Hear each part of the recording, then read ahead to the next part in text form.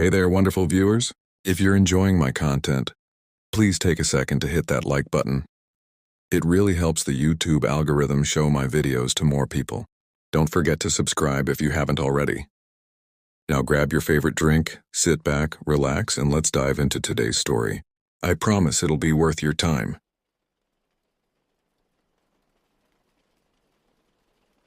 The fever had gripped Emma for 5 days straight, turning my 6-year-old daughter into a furnace that burned through blankets and my nerves alike. I pressed my palm against her forehead again, feeling the unnatural heat radiating from her small body. Her breathing came in short, wheezing gasps that made my chest tighten with each exhale. The pediatrician had assured me it was just a particularly nasty strain of flu. But sitting here at 2:47 a.m., watching her tiny chest rise and fall with difficulty, I wondered if we should have gone to the emergency room instead. The apartment felt smaller at night, the walls pressing in with each tick of the kitchen clock. I'd moved to this complex 3 months ago after the divorce, telling myself it was temporary, just until I could get back on my feet. The building sat at the edge of town, backed by dense woods that seemed to swallow sound and light alike. During the day, it felt peaceful. At night, it felt like being trapped in a box surrounded by darkness. My phone vibrated softly on the nightstand, the 3 a.m. medication alarm. I'd been setting it every 4 hours, religiously administering the fever reducer that barely seemed to make a dent. I eased myself off the edge of Emma's bed, my joints protesting after sitting in the same position for too long. She stirred slightly, mumbling something incomprehensible before settling back into her fitful sleep. The kitchen light felt harsh after the darkness of the bedroom. I squinted, fumbling through the cabinet for the sticky bottle of children's acetaminophen. That's when I noticed it. A bright white light cutting through the thin curtains of the sliding glass door that led to our small deck. It wasn't the amber glow of the parking lot lights or the occasional sweep of headlights from late-night traffic. This was different, stark, unforgiving, aimed directly into the woods behind our building. I approached the sliding door slowly, medicine bottle forgotten on the counter. Through the gap in the curtains, I could see a sedan parked at the far edge of the lot, its high beams creating a tunnel of light that penetrated deep into the tree line. The car wasn't running. No exhaust, no rumble of an engine. Just those lights, burning bright and steady, illuminating things that should have remained hidden in darkness. At first, I thought someone might be looking for a lost pet. It wouldn't be the first time. The woods were thick here, easy for a dog or cat to get turned around. But something about the stillness of the scene made my skin prickle. The car had been there for at least 10 minutes now, unmoving, its occupant invisible behind the glare. Then I saw movement at the edge of the light's reach. My first thought was deer. We had plenty of them around here, bold enough to wander into the parking lot looking for food. But the shape was wrong. Too low to the ground, moving with an odd lurching gait that made my stomach turn. As it crept closer to the light, I pressed my face against the glass, trying to make sense of what I was seeing. The creature, because that's what it was, not an animal I could name, moved like liquid given form. Its body seemed to ripple and flow, never quite settling into a fixed shape. One moment it appeared canine, with 4 legs and a tail. The next it stretched and contracted like putty being worked by invisible hands. I watched, transfixed and horrified as it shifted from what might have been a coyote into something resembling a large cat, then collapsed in on itself before expanding into a bulk that suggested a bear. My hands shook as I backed away from the door. This couldn't be real. Stress, lack of sleep, worry over Emma. My mind was playing tricks on me. But even as I tried to rationalize what I'd seen, I knew I needed someone else to witness this. Michael had always been the practical one in our marriage, the one who could explain away my anxieties with logic and reason. Even now, 3 months after our separation, I found myself needing his steady presence. Practically ran down the hallway to the spare room where he'd been sleeping during his weekend visits with Emma. We'd maintained this arrangement for her sake. When she was sick, we both stayed. I shook his shoulder roughly, whispering urgently for him to wake up. He groaned, mumbling about the time, but I didn't let up. I grabbed his arm and pulled, forcing him to his feet. "There's something outside," I hissed, dragging him toward the living room. "Something wrong. You need to see this." By the time we reached the sliding door, my heart was hammering so hard I could feel it in my throat. Together we peered through the curtains. The creature was still there, but it had moved closer, emerging from the woods into the full glare of the headlights. Under the harsh illumination, its wrongness was even more apparent. The way its form refused to hold, constantly shifting like smoke trying to become solid. Michael's sharp intake of breath told me he saw it too. We watched in horrified silence as the thing continued its approach, its body morphing through shapes that defied natural law. At one point it appeared to have too many limbs, then not enough, then limbs in places where limbs shouldn't be. "What is that?" Michael's voice was barely a whisper, all his usual confidence stripped away. I couldn't answer. My throat had closed up, every instinct screaming at me to run, to grab Emma and get as far from this place as possible, but I remained frozen, watching as the creature paused in the middle of the parking lot. It had no discernible head, no eyes that I could see, but I felt its attention like a physical weight. It knew we were watching. Worse, it wanted us to watch. The thing began to move again, but now its transformation seemed more deliberate, almost like it was putting on a show. It would hold a form just long enough for us to recognize it. A dog, a raccoon, something that almost looked human crawling on all fours, before dissolving into that horrific state of flux. Each shape was wrong somehow, like a child's drawing come to life, all the parts present but assembled by something that didn't quite understand how they fit together. "We should call someone," Michael said, reaching for his phone, but his hand stopped halfway and I knew why. Who would we call? The police? Animal control? What would we even say? The headlights flickered then, dimming momentarily before blazing back even brighter. In that brief darkness, the creature vanished. When the lights returned, it was gone, as if it had never existed at all. But the memory of it remained, burned into my retinas like the afterimage of staring at the sun. Michael left at dawn, making excuses about work, but I saw the fear in his eyes. He didn't want to stay another night, and I couldn't blame him. I spent the day in a haze, going through the motions of caring for Emma while my mind replayed what we'd seen. By evening, I'd almost convinced myself it had been some kind of shared hallucination. Stress could do that, right? Make two people see the same impossible thing? But as darkness fell, the dread returned. I found myself checking the locks obsessively, pulling the curtains tight, turning on every light in the apartment. Emma's fever had finally broken, and she slept peacefully for the first time in days. I envied her ignorance of what lurked outside our walls. At 2:45 a.m., I was on the couch, wrapped in a blanket, clutching a baseball bat I'd found in the closet. I told myself I was being ridiculous, but I couldn't shake the feeling that it would come back, that it had unfinished business with us. The first sign was a faint glow through the curtains, not the harsh white of headlights, but something softer, more organic. It pulsed like a heartbeat, growing stronger, then fading, then returning. My grip tightened on the bat as I forced myself to approach the sliding door. This time there was no car. The light came from the creature itself, a sickly luminescence that emanated from within its ever-shifting form. It sat at the edge of our deck, patient as a house cat, its body cycling through transformations with increasing speed. Dog, cat, bird, something insectoid with too many legs, human, not human, things that had no name. I watched, paralyzed, as it rose up on what might have been hind legs. In the pale light it generated, I could see details I'd missed before. Its surface wasn't fur or skin, but something in between, constantly moving like millions of tiny organisms swarming over a framework that couldn't decide what it wanted to be. Where its face should have been was a smooth expanse that nevertheless gave the impression of watching, of waiting. It pressed against the sliding door, and I heard the glass creak under pressure that should have been impossible for something that seemed barely solid. A hand, or something hand-shaped, splayed against the glass, leaving behind a viscous residue that glowed faintly in the darkness. The fingers were too long, too many, bending in ways that made my eyes water trying to follow their movement. From behind me, a small voice. "Mommy?" I spun around to find Emma standing in the hallway, her favorite stuffed elephant clutched to her chest. Her eyes were wide but strangely calm, fever-bright but focused. "It's been here before," she said quietly. "When you were sleeping. It watches through my window sometimes." The words hit me like ice water. I scooped her up, holding her tight as I backed away from the door. The thing outside pressed harder against the glass, and I heard a sound like grinding teeth or breaking bones.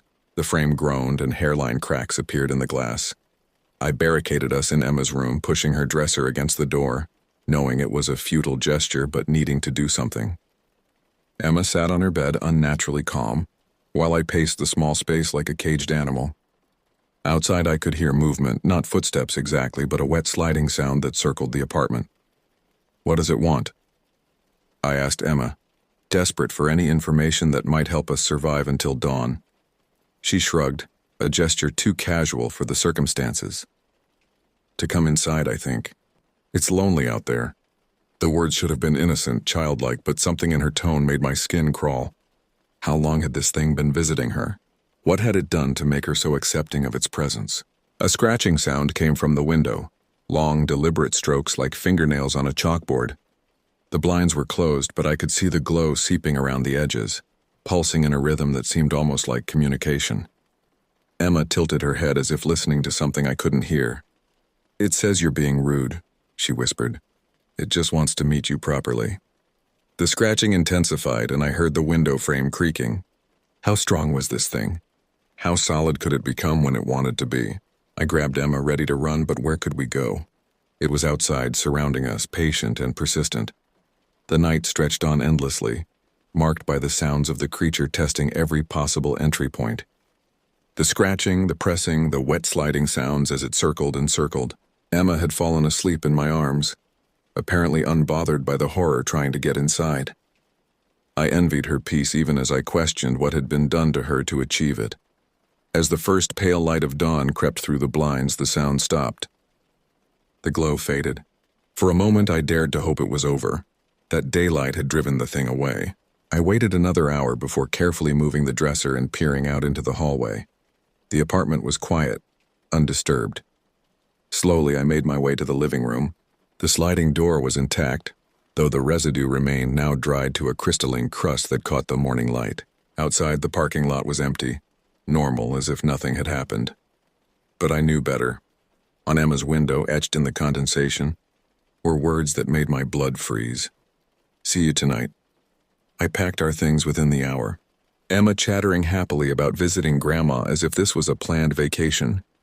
As we loaded the car, I caught movement in my peripheral vision. At the edge of the woods, barely visible in the morning shadows, something watched. It didn't move, didn't shift, just waited. We drove away, but I knew with horrible certainty that distance wouldn't matter. It had found us once. It would find us again. And Emma, sweet Emma, would welcome it like an old friend when it did. The road stretched ahead, but all I could think about was nightfall, and what would come crawling out of whatever darkness we found ourselves in. Because now I understood. It wasn't tied to the apartment or the woods. It was tied to us, to her, and it was very, very patient.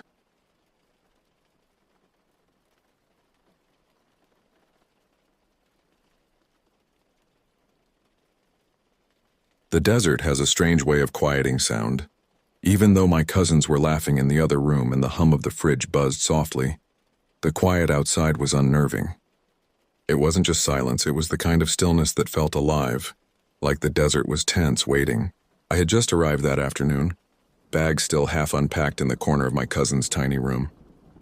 The adobe house was cozy, with its low ceilings and warm, earthy walls, but it felt like it was barely holding back the wilderness outside.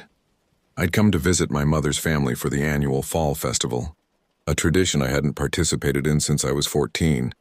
Now at 26, I felt like a stranger in a familiar place. The reservation had changed, or maybe I had. Uncle Miguel had picked me up from the bus station in Gallup, his weathered pickup truck kicking up dust as we traveled the winding roads leading to their home. "Been too long." "Nico," he'd said, his eyes fixed on the road ahead. "Your grandmother's been asking about you." I nodded, guilt twisting in my stomach. It had been years since I'd visited, years spent in university and then working in Denver, building a life that seemed worlds away from this place. The endless horizon, the stark beauty of mesas rising in the distance, the smell of sage and dust. It all felt foreign now, like a half-remembered dream. The house sat isolated, a small adobe structure with a tin roof that gleamed silver in the harsh sunlight. Behind it stretched miles of open desert, broken only by scattered juniper trees and sagebrush. My uncle's sheep pen sat about 50 yards from the house, and beyond that, nothing but wilderness. As we pulled up to the house, the front door swung open and my grandmother emerged, her silver hair pulled back in a tight bun, her face lined with age but her eyes sharp as ever. She embraced me tightly, smelling of herbs and wood smoke. "You've gotten too thin," she said, pulling back to examine me. "City life doesn't feed you right." "I eat fine, grandmother," I said, smiling despite myself. Some things never changed. Inside, the house was warm and filled with the smell of cooking food. My cousins, Mia and Lily, greeted me with hugs and rapid-fire questions about life in the city. My Aunt Nina kissed my cheek and pressed a mug of coffee into my hands. My grandfather nodded from his seat by the window, his weathered hands resting on his cane. "How long can you stay?" Mia asked, helping me carry my bags to the room we'd be sharing. "Just a week," I said. "I have to be back for work next Monday." She nodded, looking disappointed. "A lot can happen in a week," she said, and something in her tone made me pause. She seemed to catch herself and forced a smile. "Anyway, you're just in time for the festival. Everyone will be glad to see you." That afternoon, we drove to the community center where the fall festival was already in full swing. Tables laden with traditional foods lined the walls, and local artisans displayed their crafts. Children ran between the legs of adults, their laughter echoing in the large space. It felt good to be surrounded by the community again, to recognize faces and be recognized in turn. But as the sun began to set, casting long shadows across the parking lot, I noticed a change in the atmosphere. People began packing up, conversations becoming hushed and hurried. By the time the sky turned deep purple, the festival had all but ended, with only a few stragglers remaining. "We should head back," Uncle Miguel said, checking his watch. "It's getting late." "It's barely 7, I said, confused. He exchanged a look with my aunt that I couldn't decipher. "People like to be home before full dark," he said simply. "It's just how it is out here." The ride back was quiet, the truck's headlights cutting through the gathering darkness. I stared out the window, watching as the stars emerged, brilliant and cold in the vast sky. There were no streetlights out here, no glow of a city on the horizon. Just darkness, deep and absolute. That night, after dinner had been cleared away, my family crowded around the dining table, swapping stories about people I hadn't seen in years, and who was marrying who. It was the kind of harmless gossip that made the place feel alive, that connected people across miles of empty desert. Grandmother had made her special blue cornbread, and the sweetness of it still lingered on my tongue. Somewhere in the middle of it all, I asked the question. I didn't plan to. It just slipped out, casual and stupid.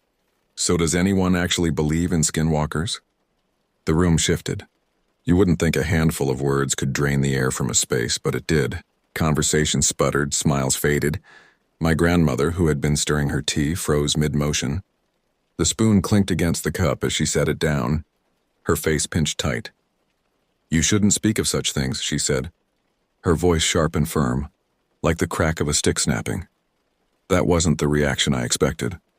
My cousins exchanged uneasy glances, and even my uncle, who could usually laugh off anything, looked like he wanted to bolt out of his chair. "What? Why?" I asked, trying to sound nonchalant, but the words wavered. My grandmother's eyes darted to the windows. "You just don't, not here. Not at night." For a moment, no one said anything, the tension hanging like the desert heat before a storm. The only sound was the ticking of the old clock on the wall and the distant howl of what I assumed was a coyote. Then my uncle cleared his throat. He wasn't looking at me when he spoke. "I've heard them," he said, his voice quieter than I'd ever heard it. "Few weeks ago, out by my sheep pen, screaming like a woman in pain, but it wasn't no woman." He didn't elaborate, and no one asked him to. I wanted to press for more. My curiosity practically screamed for it, but I could feel the weight of the room crushing down on me. My grandmother stood up abruptly, mumbling something about needing to check the windows. That was it. Conversation over. No one wanted to say another word. "I'm sorry," I said to the table at large. "I didn't mean to upset anyone." Aunt Nina patted my hand. "You didn't know," she said, but her smile was strained. We don't talk about those things. It's considered bad luck." "More than bad luck," Grandfather said, speaking for the first time that evening. His voice was gravelly, worn by years and cigarettes. It's dangerous. Words have power out here. The desert listens. I wanted to laugh, to brush it off as superstition, but something in his eyes stopped me. He believed it, every word. And looking around the table at my family's faces, I realized they all did. "Let's play cards," Mia suggested suddenly, breaking the tension. "Nico used to be terrible at poker. Let's see if he's improved." The mood shifted, not back to what it was, but to something less heavy. Cards were dealt, jokes were made, and gradually, the incident faded into the background. But I couldn't shake the feeling that something had changed. A door had been opened that shouldn't have been, and I had been the one to open it. Later, as we prepared for bed, I caught Mia looking at me strangely. "What?" I asked, pulling on my sleep shirt. She hesitated. "Nothing, just, if you hear anything tonight, anything weird, just ignore it. It's probably just the wind or the house settling." "What would I hear?" She shrugged, not meeting my eyes. "Nothing. Forget I said anything."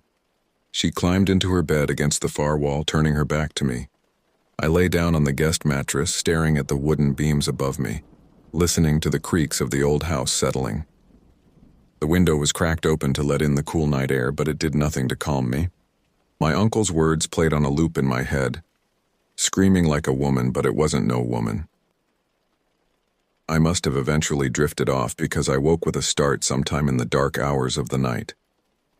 The room was pitch black, and for a moment I couldn't remember where I was. Then it all came back. The desert, my grandmother's house, the strange tension at dinner. The wind had picked up, whistling through the cracks of the old adobe. The soft rustle of mesquite branches brushing against the side of the house almost made me relax. Almost. Then I heard it. It started faint, just a low drag, like someone pulling a bag of rocks across gravel.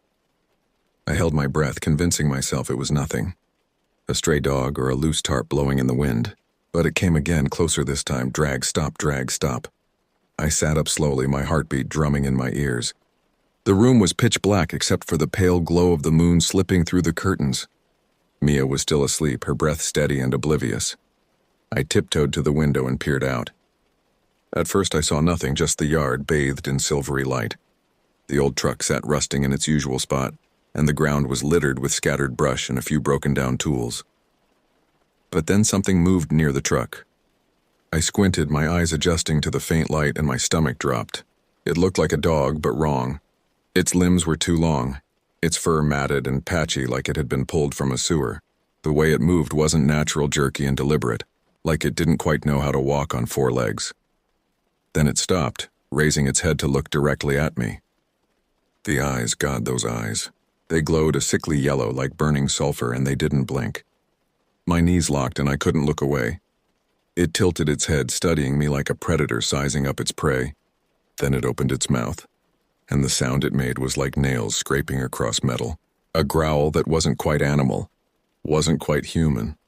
I stumbled back from the window, nearly tripping over a pair of shoes. My breath came in shallow gasps, and I clamped a hand over my mouth to keep from screaming. I wanted to wake Mia, but my legs wouldn't move. The dragging sound started again, closer. This time it was coming toward the house. I pressed myself against the wall, staring at the window, terrified of what I might see next. The sound stopped just below the sill, and for a moment there was nothing but silence. Then came the scratching. Slow, deliberate, as if whatever it was wanted me to know it was there. Each scrape against the adobe sent waves of terror through my body. It knew I was watching. It wanted me to hear it. I bolted straight to Mia, shaking her awake, my words tumbling out in panicked whispers. "There's something outside, I saw it. It's right outside." She sat up groggily, annoyed at first, but her expression changed when the scratching came again, louder this time. Her face went pale. "We need to wake everyone," she whispered.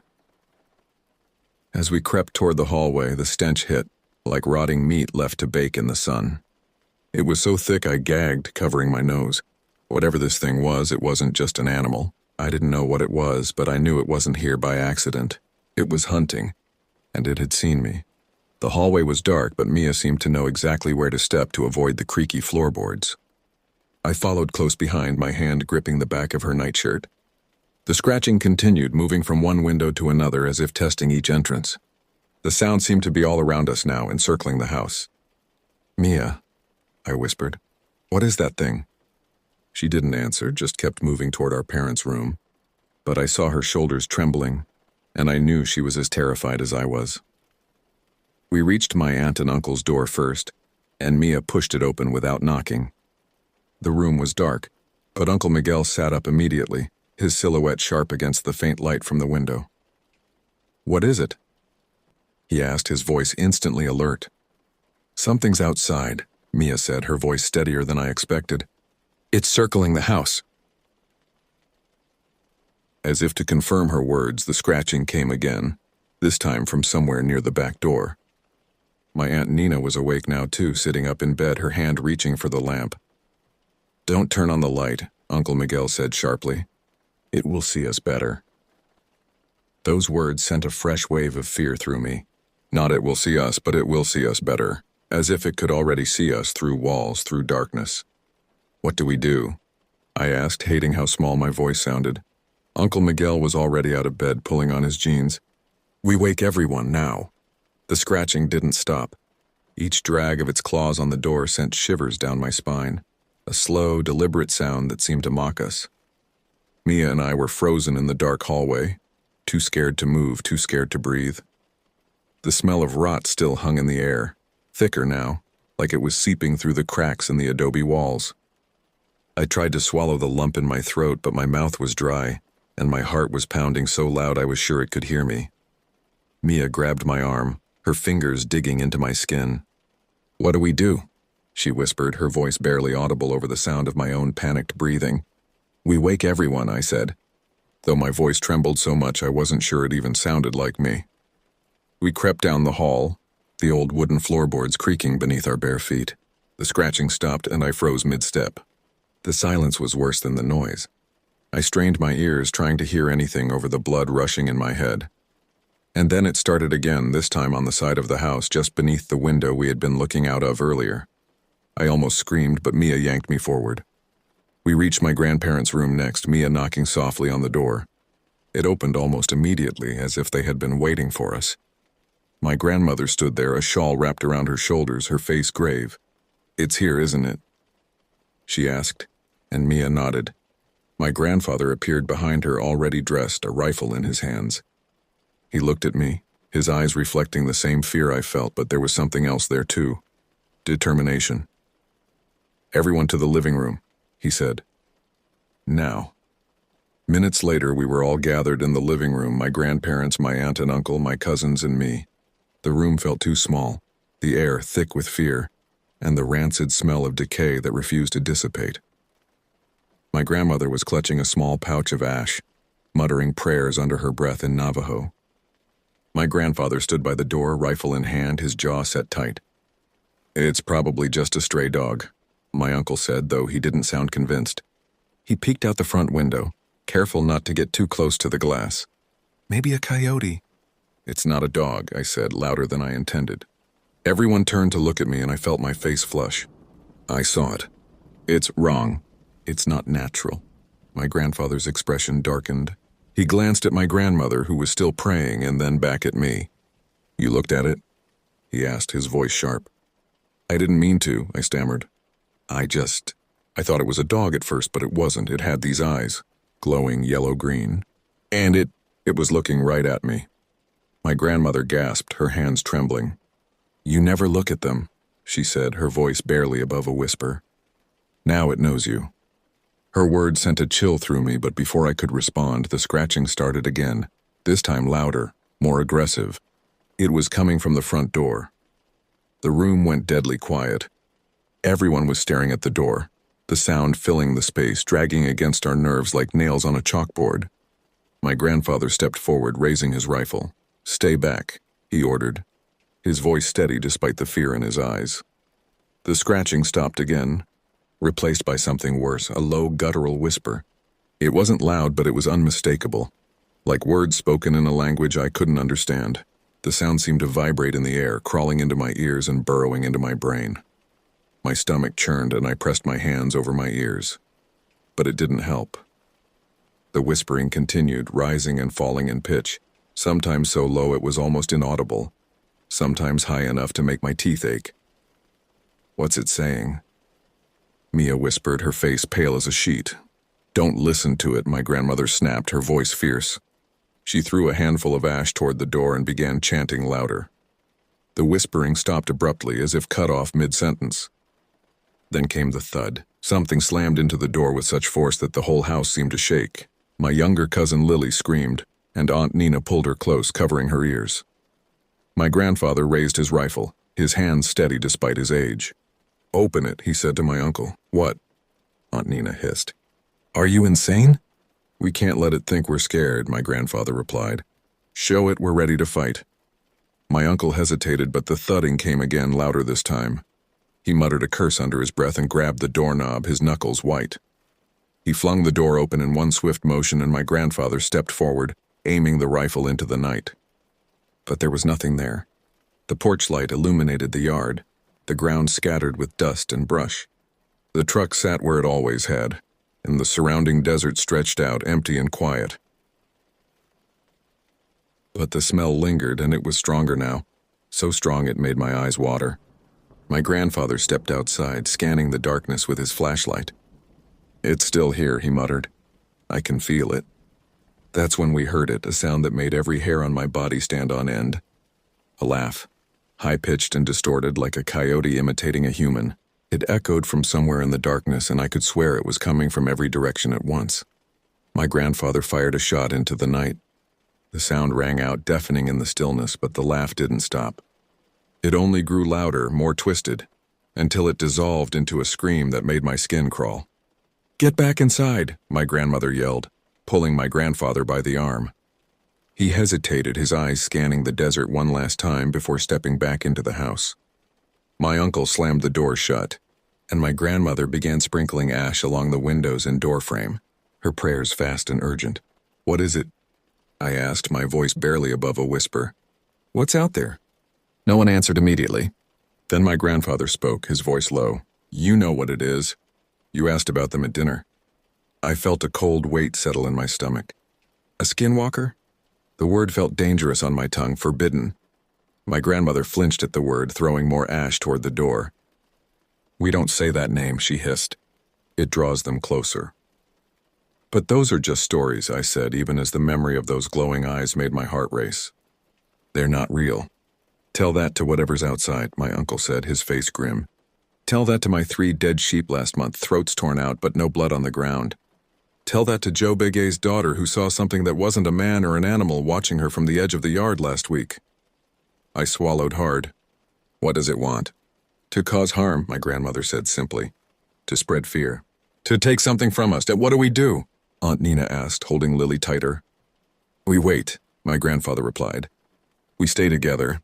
We don't listen to its voice, and we don't look at it if it shows itself again." We stayed in the living room for the rest of the night, huddled together like children scared of the dark. The whispering didn't return, and the scratching stopped, but none of us could shake the feeling that we were being watched. Every creak of the house made us jump, and every shadow seemed to move. I sat by the window, careful not to look directly outside, but I couldn't help noticing the way the moonlight cast strange, shifting shadows across the yard. Twice I thought I saw movement, a dark shape slinking between the sparse bushes, but I didn't tell the others. I couldn't be sure if it was real or just my imagination playing tricks on me. Lily eventually fell asleep on her mother's lap, her small face peaceful in slumber. Mia dozed against my shoulder, but I couldn't close my eyes. Every time I tried, I saw those glowing yellow-green orbs staring back at me. "It's my fault," I whispered to no one in particular. I said the name. I asked about them. My grandmother, who I thought had been sleeping, opened her eyes.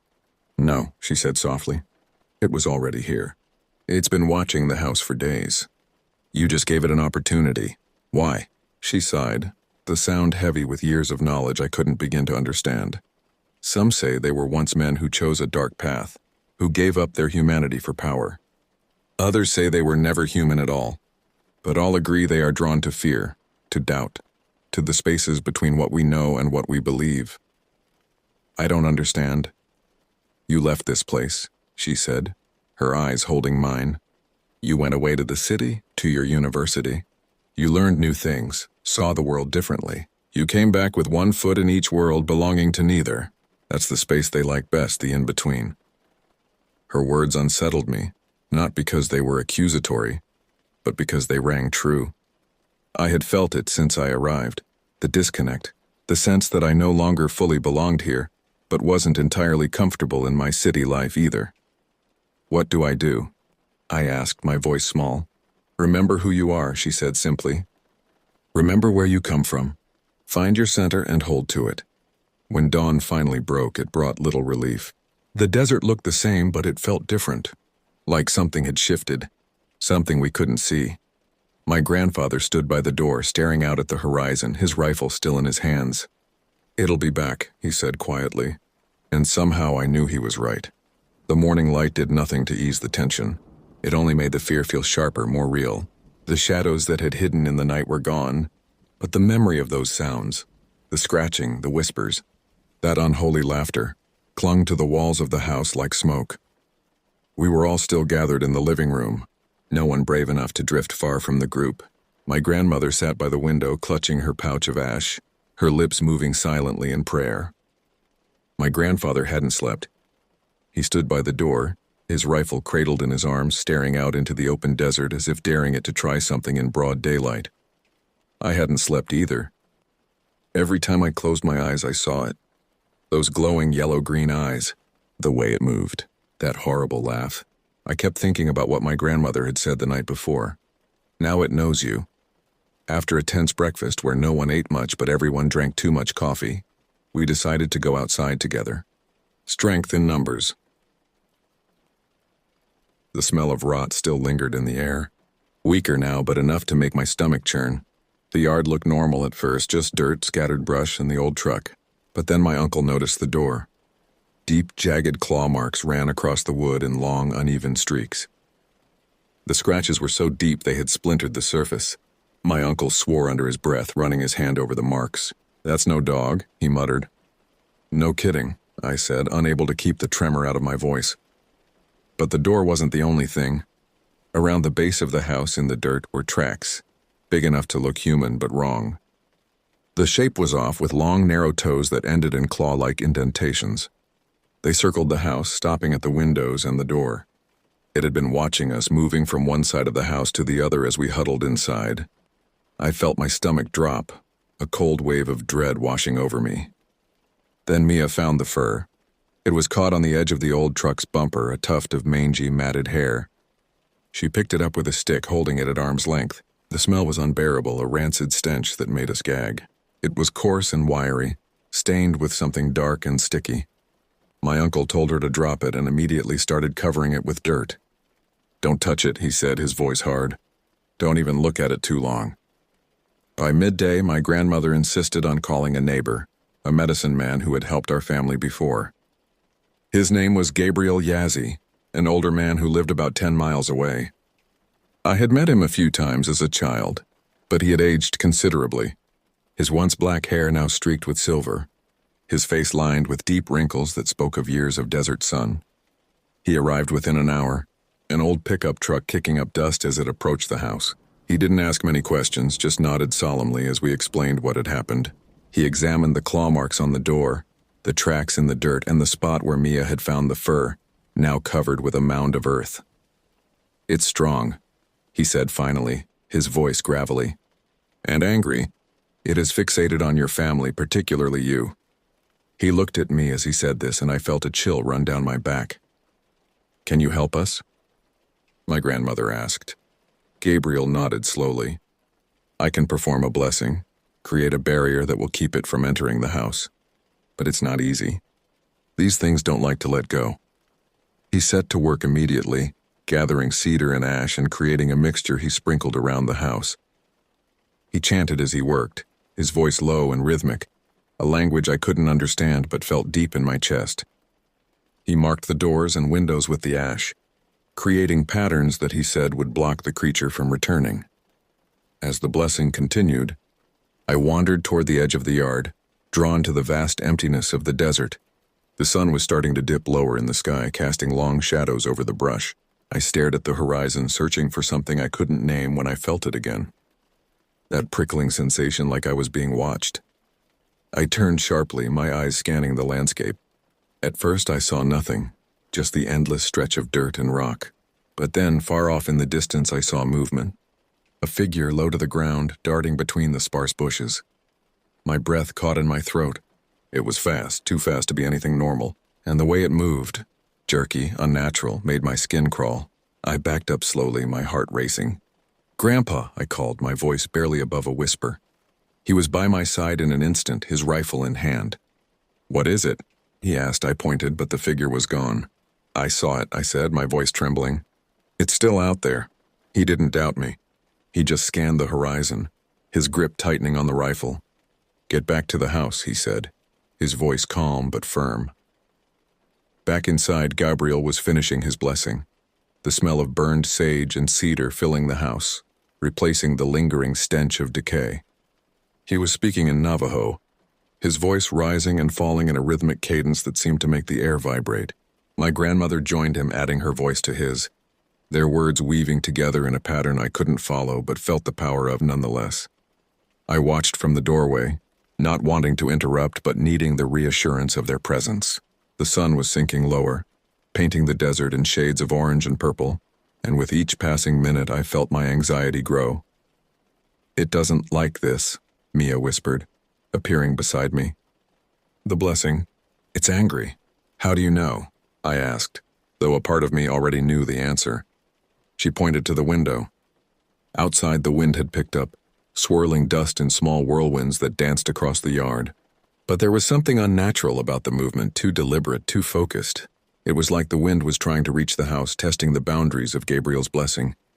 "What did you see out there?" Mia asked, her voice low. I hesitated. "I'm not sure. Something moving, too fast to be human or animal. It was watching us." She nodded, unsurprised. "It won't leave, you know. Not now that it's found us." "Found you? Why me?" I asked, the question that had been gnawing at me since my grandmother's words in the night. "Why would it fixate on me?" Mia was quiet for a long moment. "You're different," she finally said. "You left, but you came back. You don't fully believe, but you're not a complete skeptic either. You're in between. It makes you vulnerable." Her words echoed my grandmother's from the night before, and I felt a chill run through me. "What do I do?" "Let Gabriel finish the blessing. Stay inside tonight. Don't look out the windows no matter what you hear." Gabriel finished the blessing just as the sun dipped below the horizon. He warned us to stay inside for the night and to keep the windows shut no matter what we heard. "It may test the barrier," he said, "but it won't get through. Not if you don't invite it in." "What do you mean, invite it in?" I asked. His eyes were solemn. "These things can't cross certain boundaries unless they're invited. A blessing creates a barrier, but it's not perfect. If you invite it, through fear, through curiosity, through doubt, it can find a way in." His words didn't make me feel any better. As darkness fell, the house seemed smaller, the walls thinner. The wind picked up, howling through the cracks like a distant scream. I sat by the window, staring out into the night, every shadow and flicker of movement making my heart skip. Gabriel had gone home, promising to return in the morning to reinforce the blessing. My family moved around the house in hushed voices as if afraid that speaking too loudly might attract unwanted attention. Lily was put to bed early, her mother staying with her, singing soft lullabies to drown out the sound of the wind. My grandfather kept his rifle close, checking and rechecking the locks on the doors and windows. My grandmother continued her prayers, her voice a constant comforting murmur in the background. "You should try to sleep," Mia said, touching my shoulder. "You didn't sleep at all last night." I nodded, though I knew sleep would be impossible. "I'll try." In our shared room, I lay on the mattress, staring at the ceiling. Mia fell asleep quickly, her breathing deep and even. I envied her ability to find peace in sleep, to escape the fear that seemed to have taken up permanent residence in my chest. Hours passed, or maybe it was minutes. Time felt distorted, stretched thin by anxiety. The house creaked and settled. Normal sounds that now seemed loaded with menace. I tried to focus on my breathing, tried to empty my mind, but every time I closed my eyes, I saw those glowing eyes staring back at me.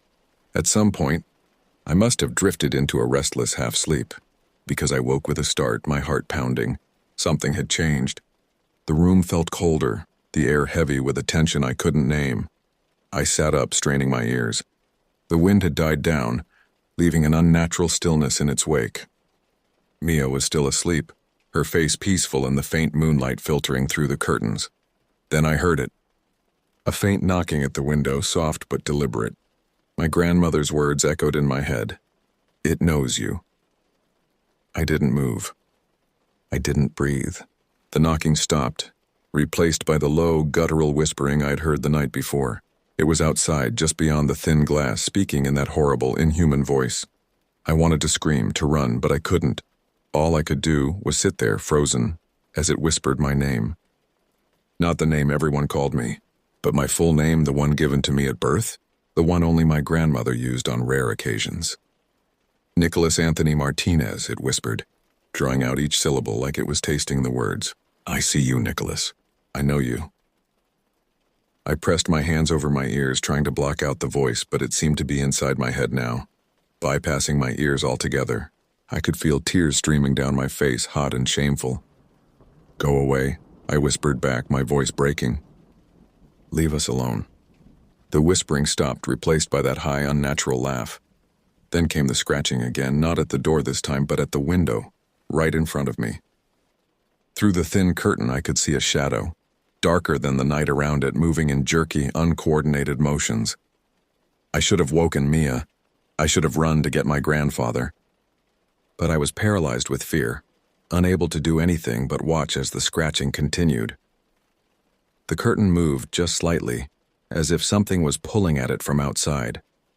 I saw a glimpse of matted fur, a long, too thin limb that ended in claws that looked more like human fingers stretched and twisted into impossible shapes. Nicholas, it whispered again. Let me in. I'm so cold, Nicholas. So hungry. Its voice had changed, becoming almost piteous, pleading. But underneath the facade, I could hear the malice, the ancient, hungry evil that no amount of human mimicry could hide. No, I said, my voice stronger than I felt. You're not welcome here. The pleading stopped abruptly, replaced by a growl that made the hair on my arms stand on end. The scratching became more frantic, more aggressive. I could hear the glass creaking under the pressure, threatening to break. In desperation, I remembered my grandmother's words, find your center, and hold to it. I closed my eyes, trying to block out the sounds, and thought of who I was, where I came from. I thought of my family, of the stories and traditions that had shaped me, even as I'd tried to leave them behind. I know who I am, I whispered, my voice growing steadier. And I know what you are. You have no power here. The scratching paused as if my words had taken it by surprise. Then it came back, harder than before, the glass now audibly cracking under the strain. I leaped from the bed, finally breaking free of my paralysis, and shook Mia awake. It's here, I gasped. It's trying to get in. She was instantly alert, her eyes wide with fear. We ran from the room, waking the rest of the family. Within moments, everyone was gathered in the living room again, a replay of the night before. The scratching had moved from our window to the front door, a relentless rhythmic sound that seemed to mock Gabriel's blessing. My grandmother was praying again, louder now, her voice strong despite her age. My grandfather stood with his rifle, but I could see the doubt in his eyes. What good would bullets do against something like this? The blessing is holding, my grandmother said, her eyes on the door. It can't get in unless we let it. But for how long? My uncle asked, his voice tense. It's getting stronger. As if in answer, the door shuddered under a heavy impact. The whole house seemed to shake, dust falling from the ceiling beams. Lily began to cry, and Aunt Nina held her close, whispering reassurances that sounded hollow even to my ears. The assault continued through the night, the creature moving from one entrance to another, testing each window, each door, searching for a weakness in our defenses. The barrier held, but just barely. I could feel it straining like a rope about to snap. As dawn approached, the attacks grew more desperate, more frenzied. The creature was running out of time, the coming light its enemy.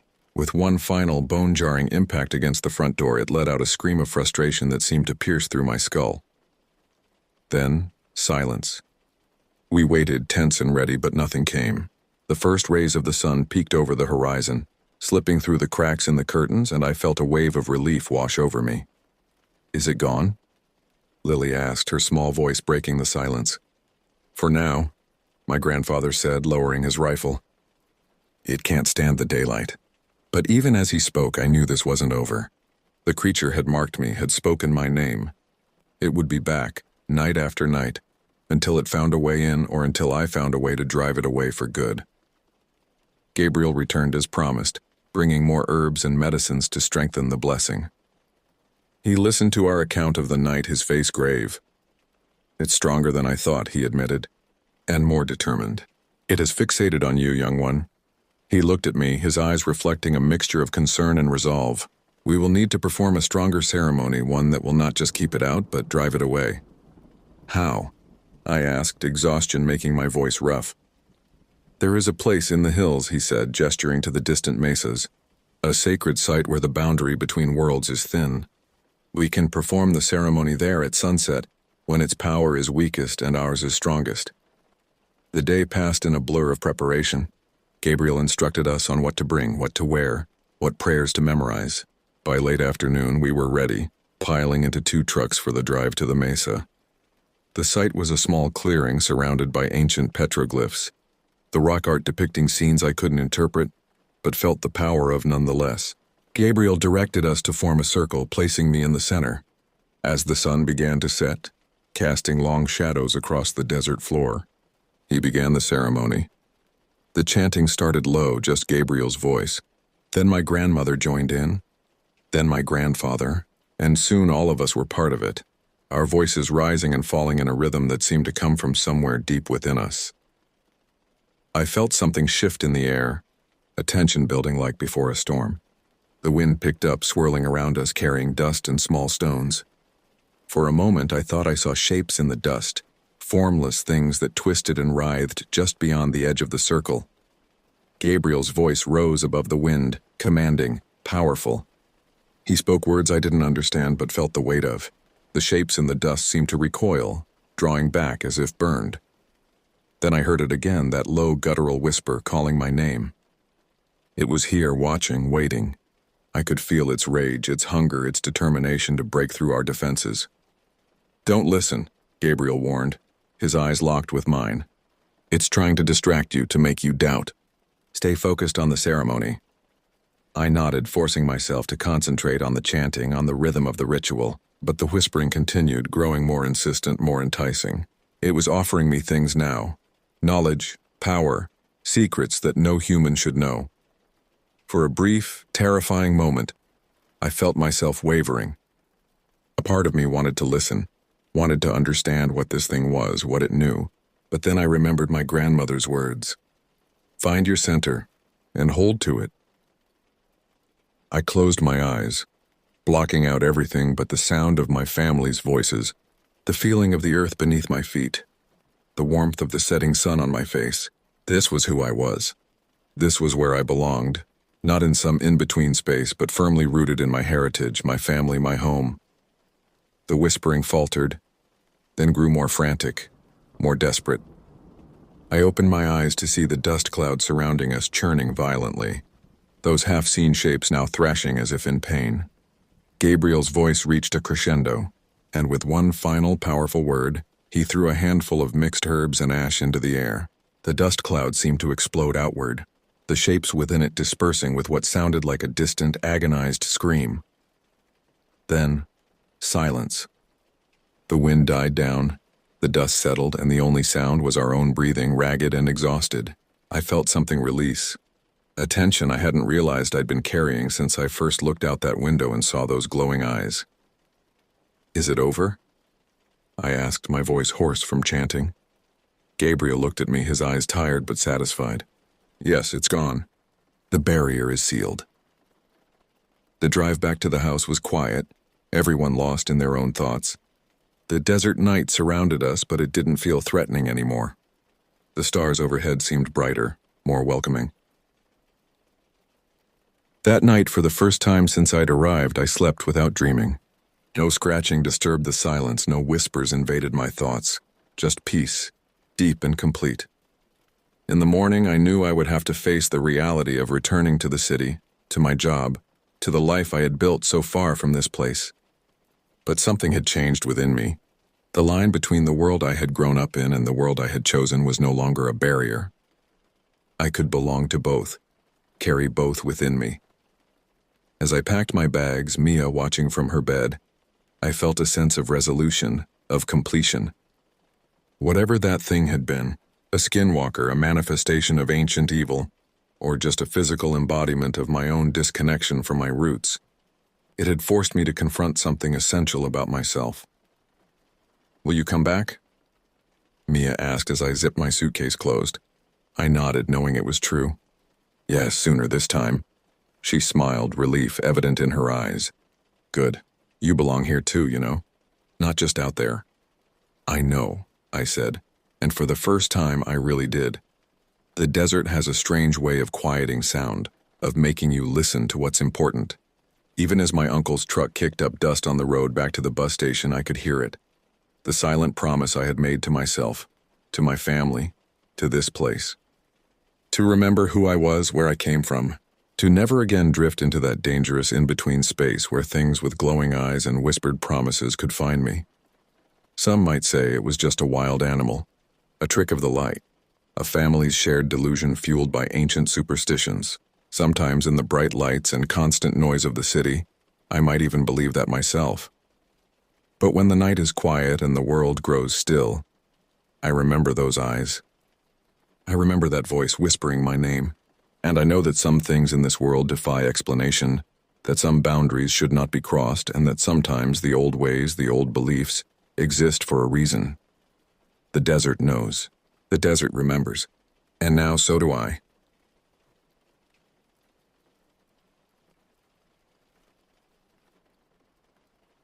I remember my mom used to say that life is a series of calculated risks, and I always thought she was right. I'm Brett McAllister, a guy who has spent most of his life calculating those risks, a mechanical engineer by trade. I've always believed in the reliability of numbers and the precision of machines, but numbers and machines couldn't prepare me for what I encountered in the Oregon wilderness. Growing up in Portland, I was never far from nature. The Pacific Northwest, with its lush forests and rugged coastlines, had always been my playground. Weekends were often spent hiking trails, fishing in crystal-clear streams, or simply sitting by a campfire, watching the stars emerge in the night sky. There was something about the wilderness that spoke to me, a primal call that resonated deep within my soul. As I grew older and my career took off, those wilderness excursions became less frequent. The demands of my job at a prestigious engineering firm in downtown Portland left little time for extended camping trips, but the yearning never faded. It was always there, a persistent ache in my chest, a longing for the simplicity and raw beauty of nature. That's why, when I finally managed to secure a few days off work, there was no question about how I'd spend them.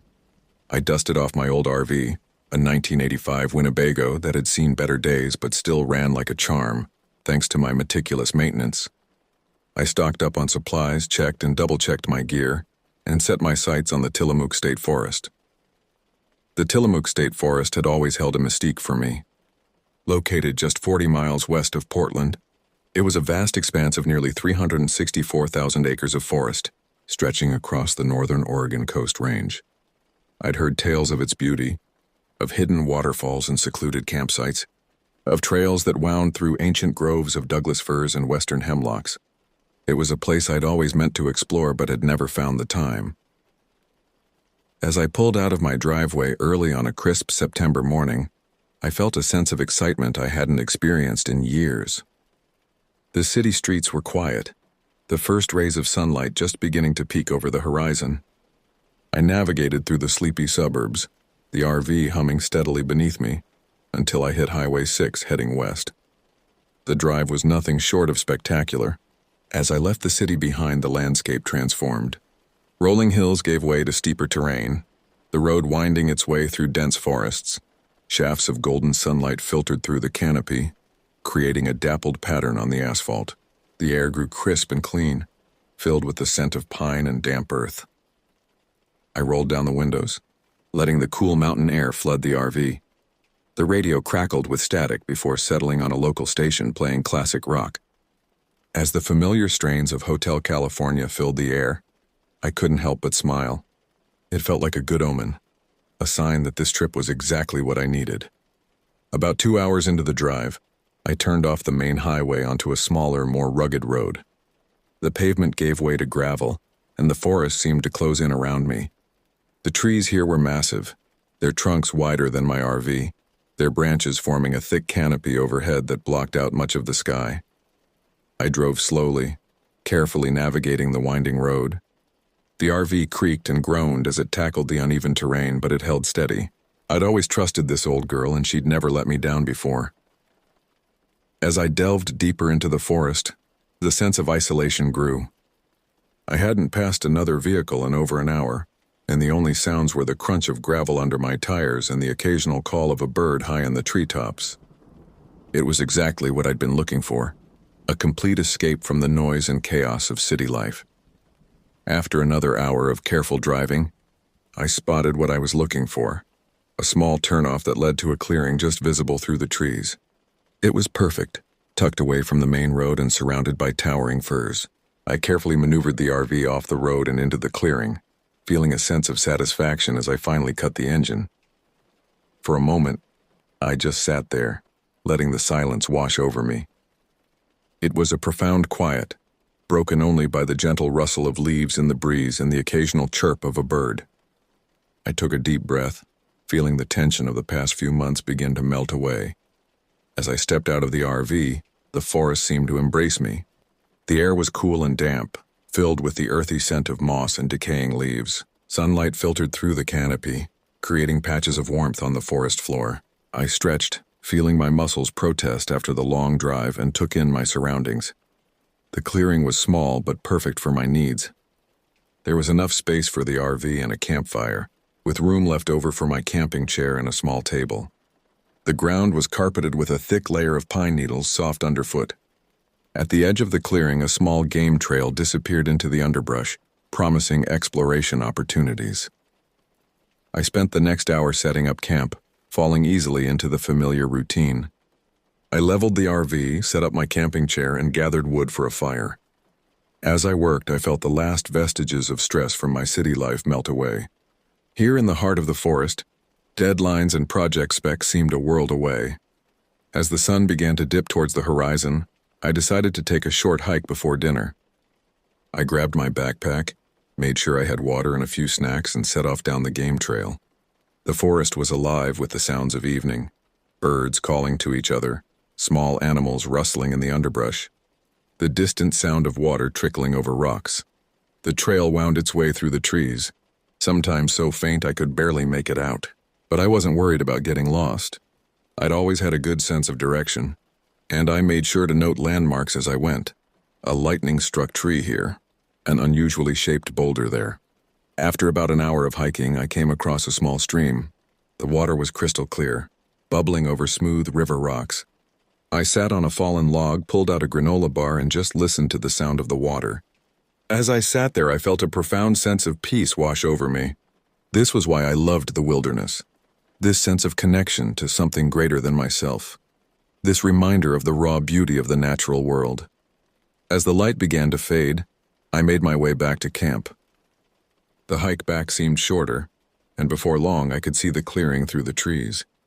The sight of my RV, a little piece of civilization in the midst of the wilderness, brought a smile to my face. I got a fire going as night fell, the flames casting a warm glow over the clearing. The crackling of the fire mixed with the night sounds of the forest, the hoot of an owl, the chirping of crickets, the rustle of leaves in the gentle breeze. I cooked a simple dinner of hot dogs roasted over the fire, washing it down with a cold beer from the RV's fridge. As I sat there, watching the flames dance and listening to the forest around me, I felt more at peace than I had in years. The worries and stresses of my everyday life seemed far away, insignificant in the face of this ancient forest. I thought about what my mom used to say about life being a series of calculated risks, and I realized that sometimes the best things in life come from taking a chance, from stepping out of your comfort zone and into the unknown. Little did I know, as I sat there basking in the warmth of the fire and the serenity of the forest, that my beliefs about calculated risks and the unknown were about to be tested in ways I could never have imagined. The peace of that evening was the calm before a storm that would shake the very foundations of my understanding of the world. As the night deepened, the noises of the forest became more pronounced. The chirping of crickets created a constant background hum, punctuated by the occasional hoot of an owl or the distant call of a coyote. The fire had burned down to glowing embers, casting a soft, flickering light across the clearing. I leaned back in my chair, nursing my second beer of the evening, and gazed up at the sky. Away from the light pollution of the city, the stars were breathtaking.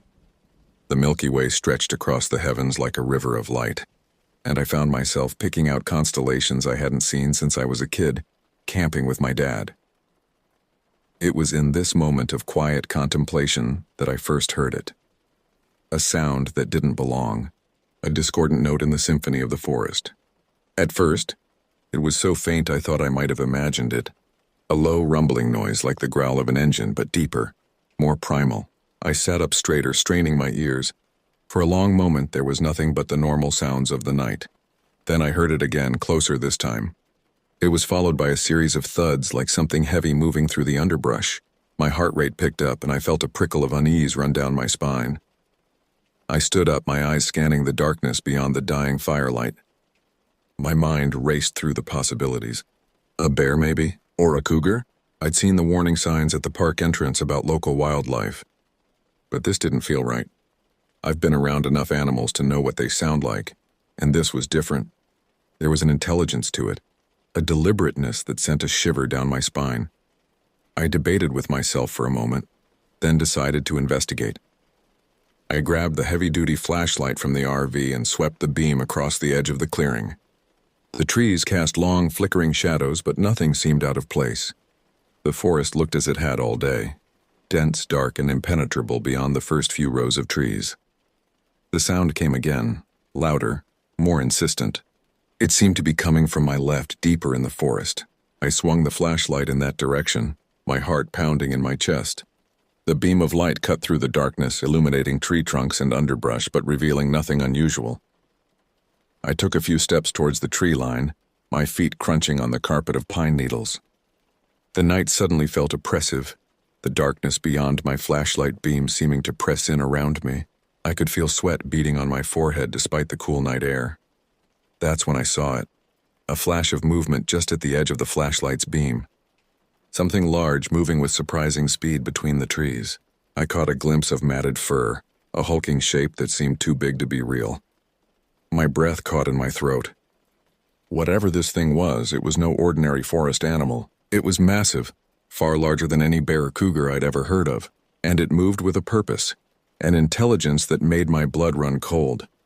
I knew I should retreat, get back to the safety of the RV, and wait out the night.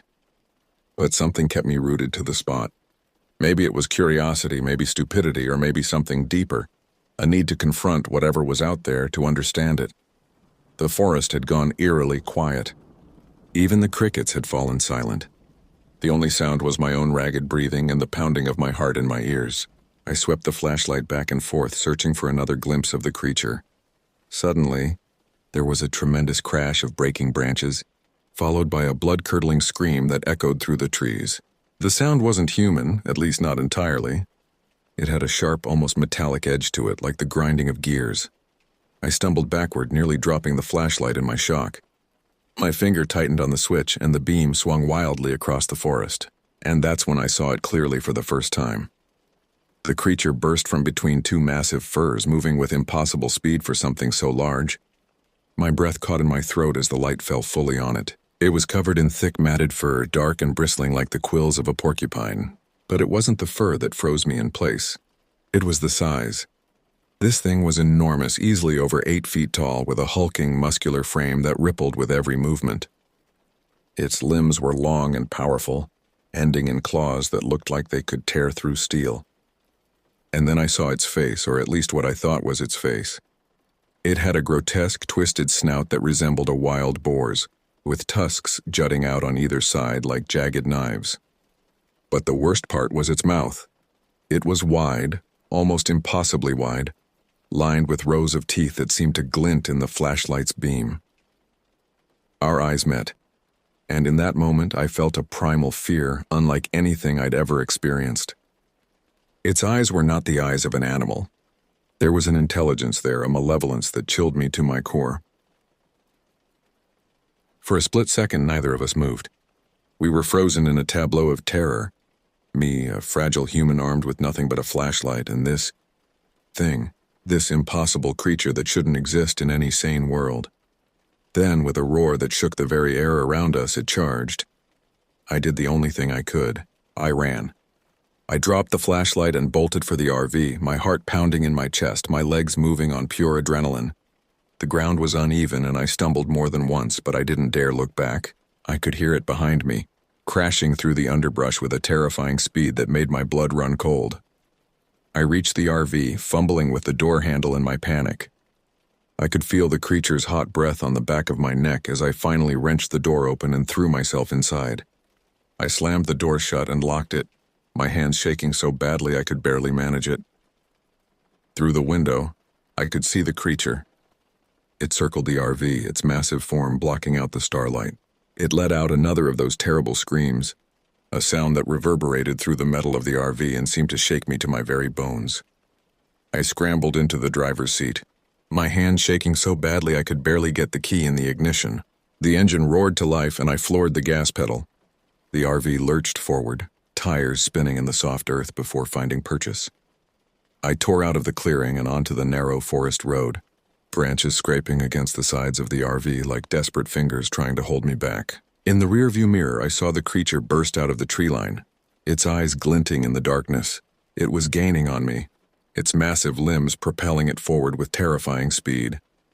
The RV's tires skidded on the loose gravel as I took a sharp turn, the vehicle tilting dangerously before righting itself.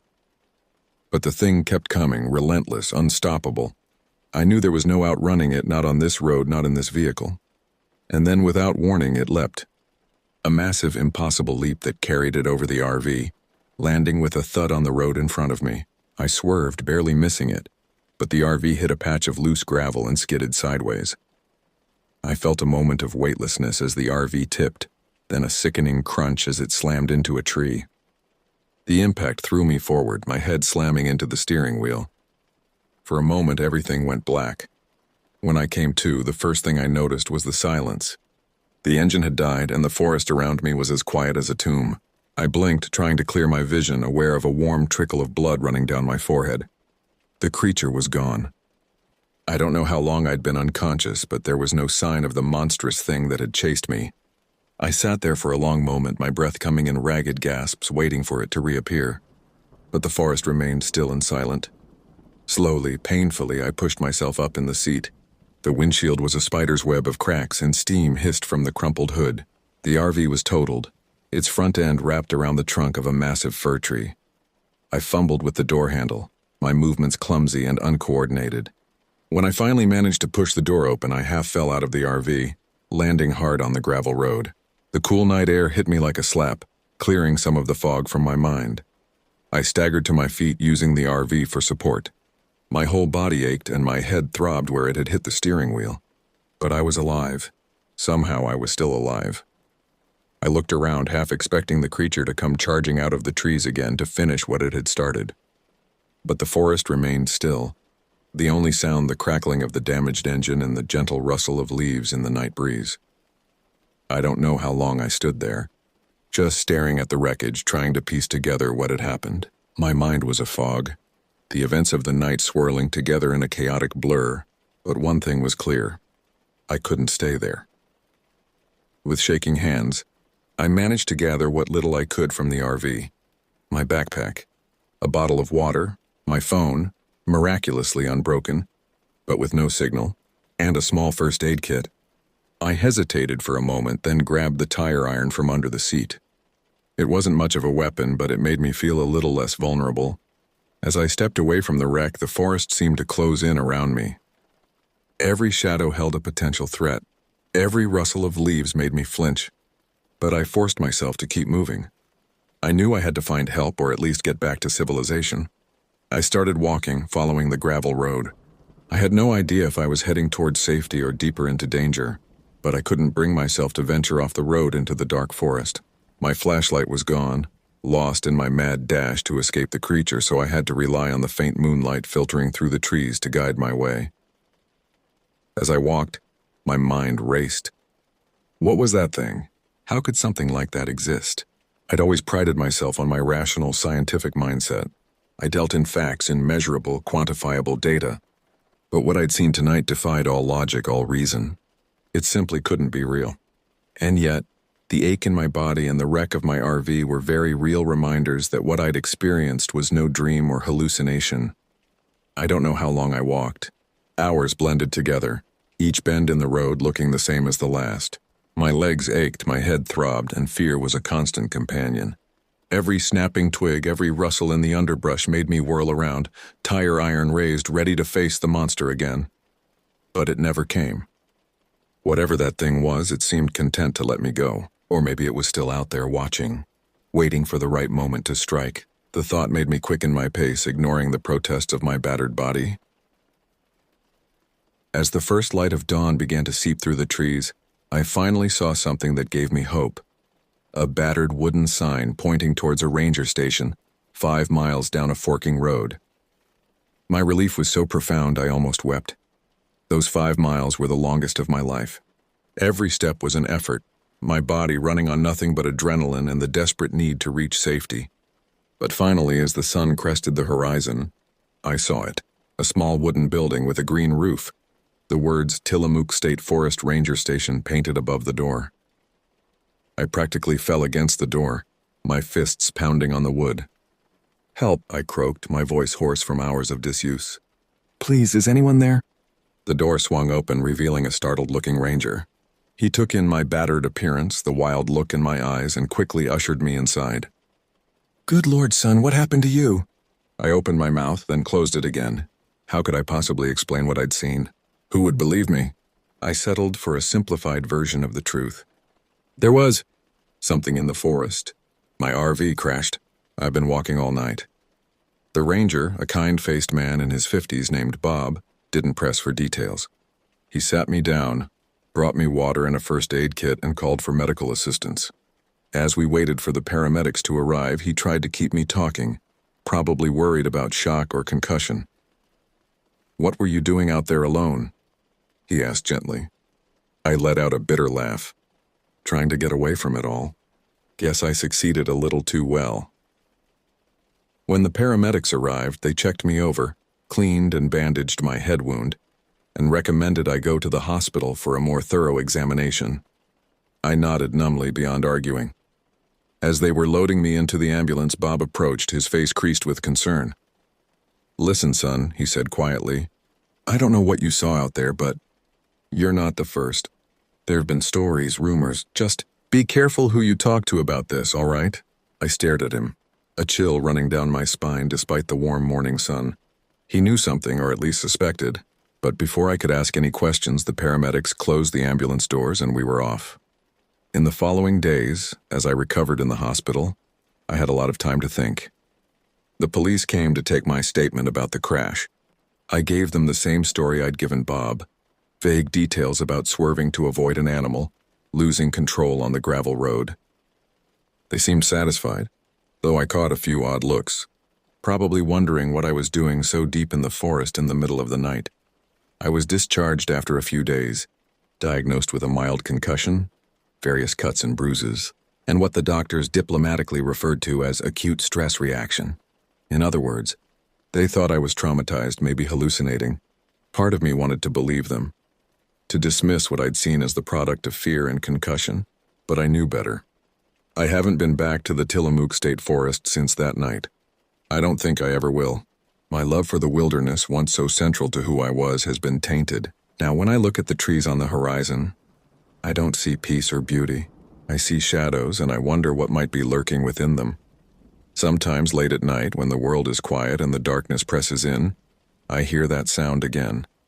That low rumbling noise that doesn't belong in this world, and I wonder about what's out there, about the things that lurk in the spaces between what we know and what we fear to know. I think about what my mom used to say, about life being a series of calculated risks. She was right in a way, but now I know that some risks can't be calculated. that there are things in this world that defy all logic and reason. And sometimes the best we can do is survive the encounter and live to tell the tale. As for me, I've returned to my life in the city. I go to work, I see friends, I try to pretend that everything is normal, but I know it's not. I've seen behind the veil, glimpsed a world beyond our understanding, and I can never unsee it. So I keep moving forward one day at a time, always aware of the shadows at the edge of my vision. And I wonder, not for the first time, what other secrets the wilderness might be hiding, waiting for the next unsuspecting visitor to stumble upon them.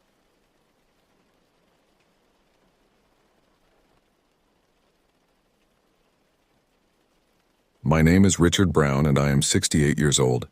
What I'm about to tell you happened to me on September 12, 1983, when I was 35 years old.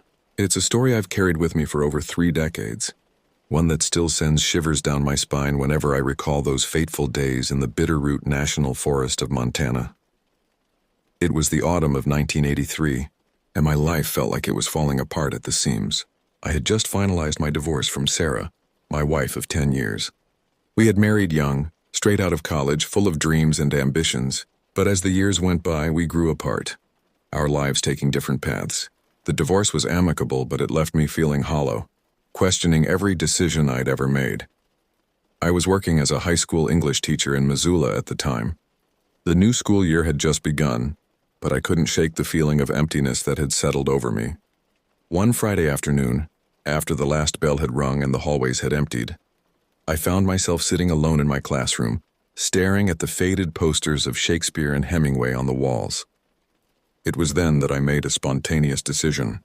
I needed to get away, to clear my head and figure out what to do next with my life. I owned an old RV, a 1975 Winnebago Brave that I had bought on a whim a few years back, dreaming of family road trips that never quite materialized. It had been sitting in our, now my, driveway for months, gathering dust and serving as a constant reminder of unfulfilled plans.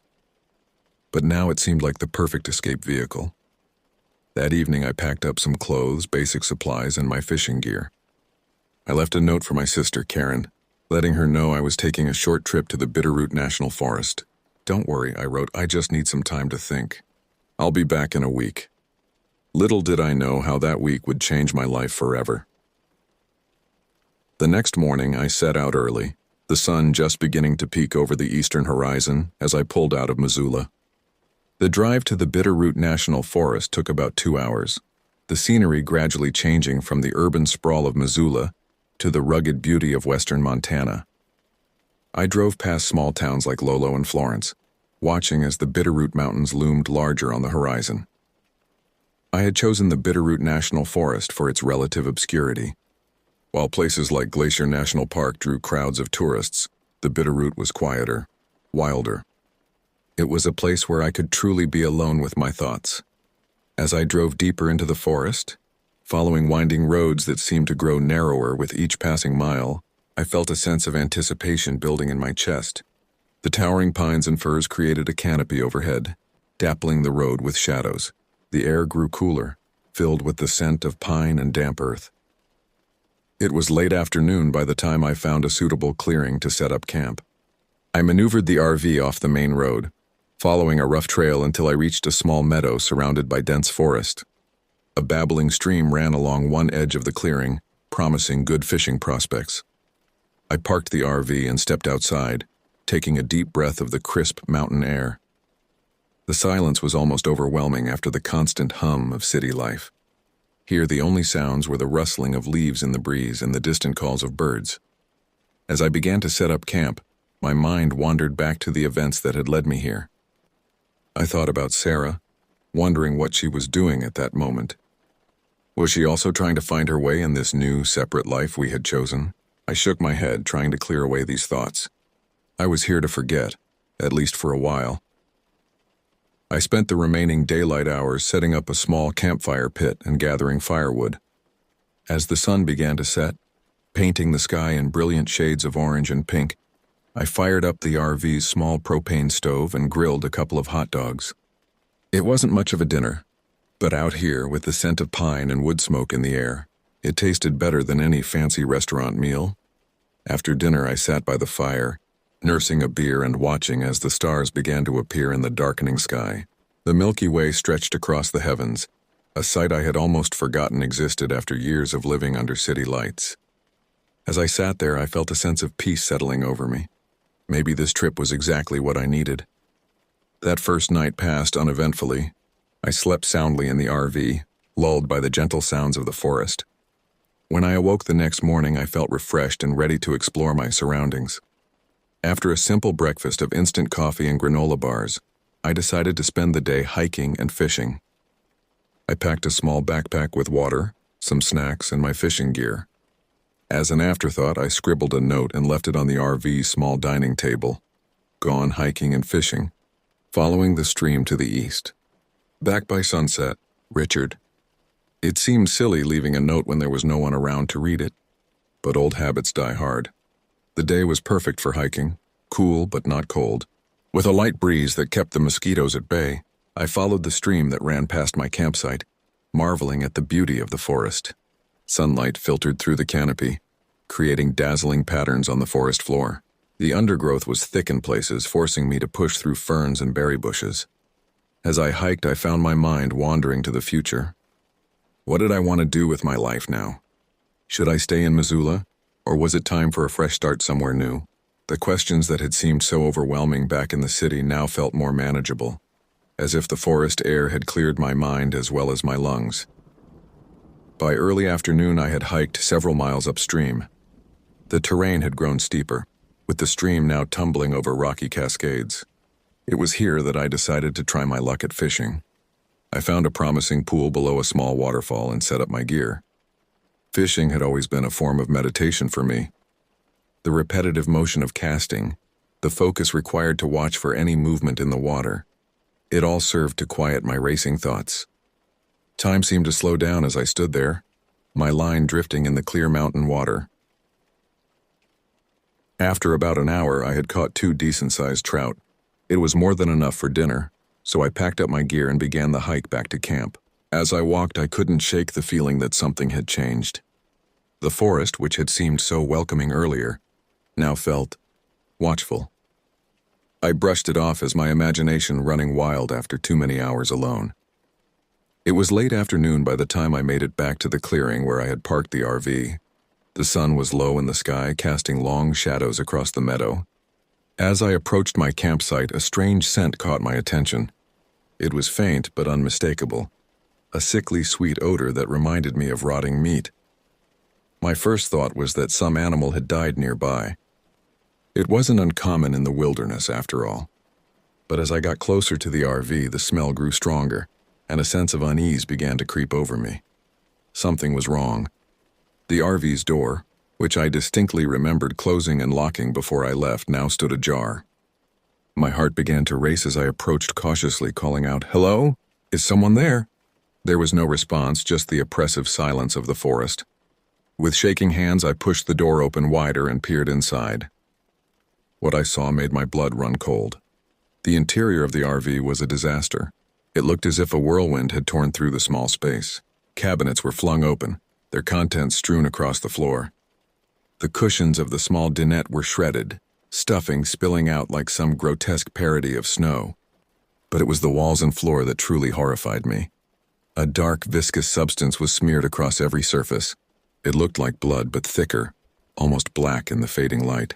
The smell that had caught my attention earlier was overwhelming now, a stench of decay that made me gag. I stumbled backward out of the RV, my mind reeling. What could have done this? A bear, maybe? But I had never heard of a bear behaving like this, and the destruction seemed almost deliberate. As the initial shock wore off, I forced myself to think rationally. I needed to assess the damage, salvage what I could, and get out of there. Whatever had done this might still be nearby. I took a deep breath, steeling myself, and re-entered the RV. I grabbed my backpack, which thankfully had been in the cab and was untouched, and began shoving whatever useful supplies I could find into it. As I worked, I couldn't shake the feeling of being watched. Every sound from the forest outside made me jump. It was as I was zipping up the now full backpack that I heard it, a rustling sound from just beyond the clearing. I froze, straining my ears. There it was again, closer this time, accompanied by a sound I can only describe as a low melodic whistle. My heart pounding, I peered out the RV's window. The sun had set, leaving the forest shrouded in twilight shadows. At first I saw nothing. Then a movement caught my eye. Something large was moving through the underbrush at the edge of the clearing. I caught a glimpse of a hunched shape too tall and thin to be a bear. Panic seized me. I needed to get out of there now. But the thing, whatever it was between me and the road. My only option was to hunker down in the RV and hope it would leave. I quickly closed and locked the door, then turned on every light in the RV. The sudden brightness was jarring after the gathering darkness outside. I grabbed my hunting knife from my pack. It wasn't much, but it was better than nothing, and sat at the small table, my eyes fixed on the door. The night that followed was the longest of my life. Every creak of the RV's frame, every whisper of wind outside sent a fresh wave of terror through me. Several times I heard that eerie whistling sound, sometimes close, sometimes farther away, as if the thing was circling the clearing. At some point, exhaustion must have overtaken me, because I jerked awake to the sound of scratching at the door.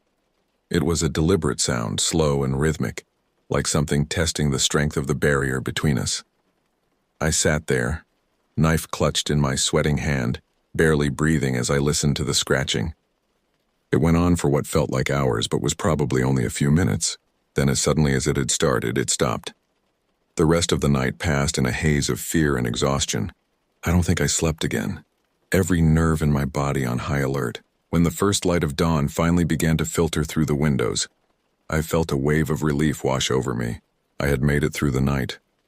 As soon as it was light enough to see clearly, I cautiously opened the RV's door and peered outside. The clearing looked peaceful in the early morning light, with no sign of the terror that had gripped me during the night. The air was crisp and clean, the foul odor from the previous evening completely gone. I stepped outside, scanning the area for any signs of what had happened. To my amazement, there were no tracks, no broken branches, nothing to indicate that anything had been there.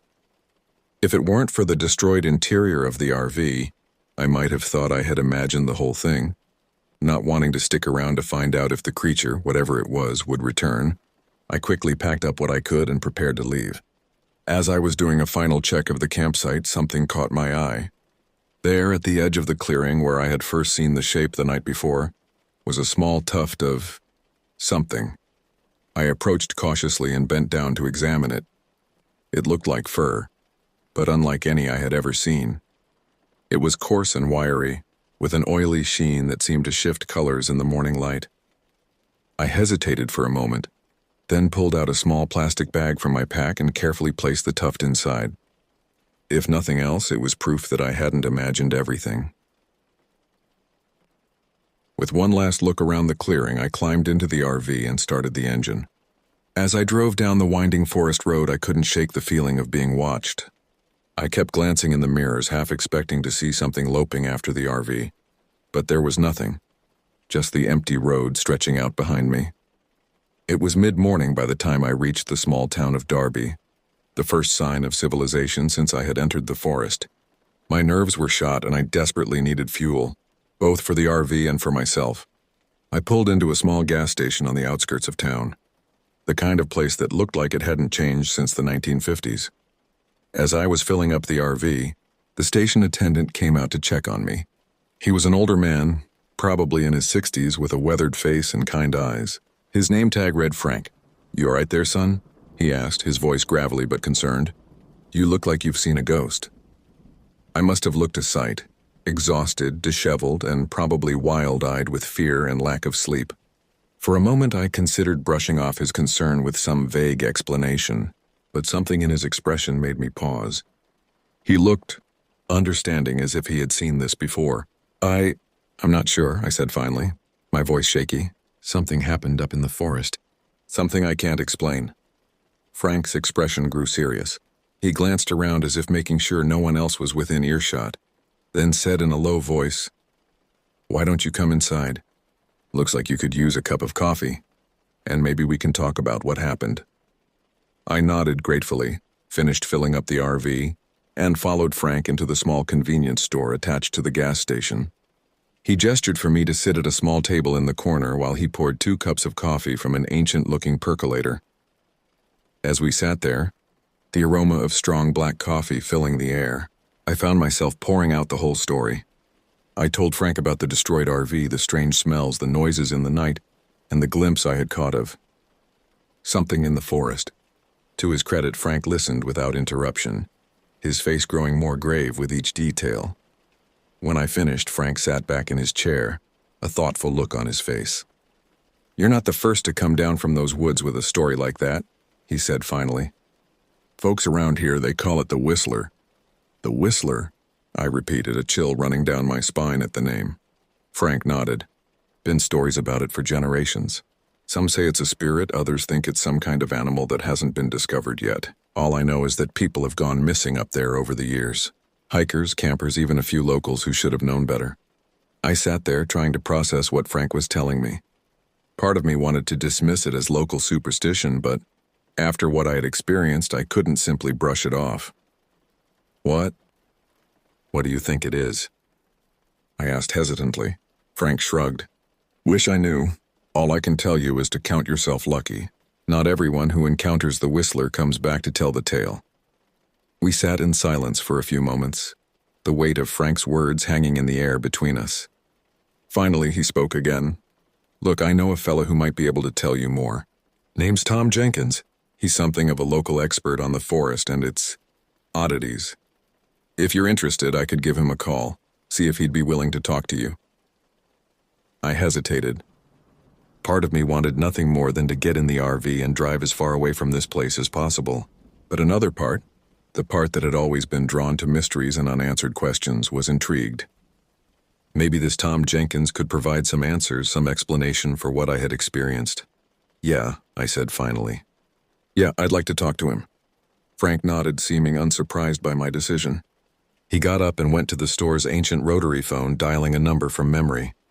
I could hear him speaking in low tones, though I couldn't make out the words. After a few minutes, he came back to the table. "Tom says he can meet you this afternoon if you're up for it. He's got a cabin just outside of town. I can give you directions if you want." I nodded, feeling a mix of anticipation, and Frank gave me directions to Tom Jenkins' cabin, a hand-drawn map on the back of an old receipt. I thanked him for his help in the coffee, then set out. The drive took about 30 minutes, winding through back roads that grew progressively more remote. Finally, I turned onto a narrow dirt track that led to a small clearing. Tom's cabin was a sturdy-looking structure of rough-hewn logs with a porch that wrapped around 2 sides. Smoke curled from the chimney, and I could see a figure moving behind the windows. As I parked the RV, the cabin's door opened and a man stepped out. Tom Jenkins was not what I had expected. In my mind, I had pictured a grizzled old mountain man. Instead, I was greeted by a man probably in his late 40s, with salt and pepper hair and a neatly trimmed beard. He was dressed in jeans and a flannel shirt, looking more like a college professor than a backwoods expert. "You must be Richard," he called out as I approached. Frank called ahead. "Said you had quite a story to tell." We shook hands and Tom invited me inside. The cabin's interior was cozy but cluttered, every surface covered with books, maps, and what looked like scientific equipment. He gestured for me to sit in a worn armchair while he busied himself making tea. Once we were settled, mugs of steaming tea in hand, Tom leaned forward, his eyes intense. "So tell me what happened up there in the forest." I recounted my experience again, trying to remember every detail. Tom listened intently, occasionally asking for clarification but otherwise remaining silent. When I finished, he sat back, a thoughtful expression on his face. "You're not crazy, Richard," he said finally.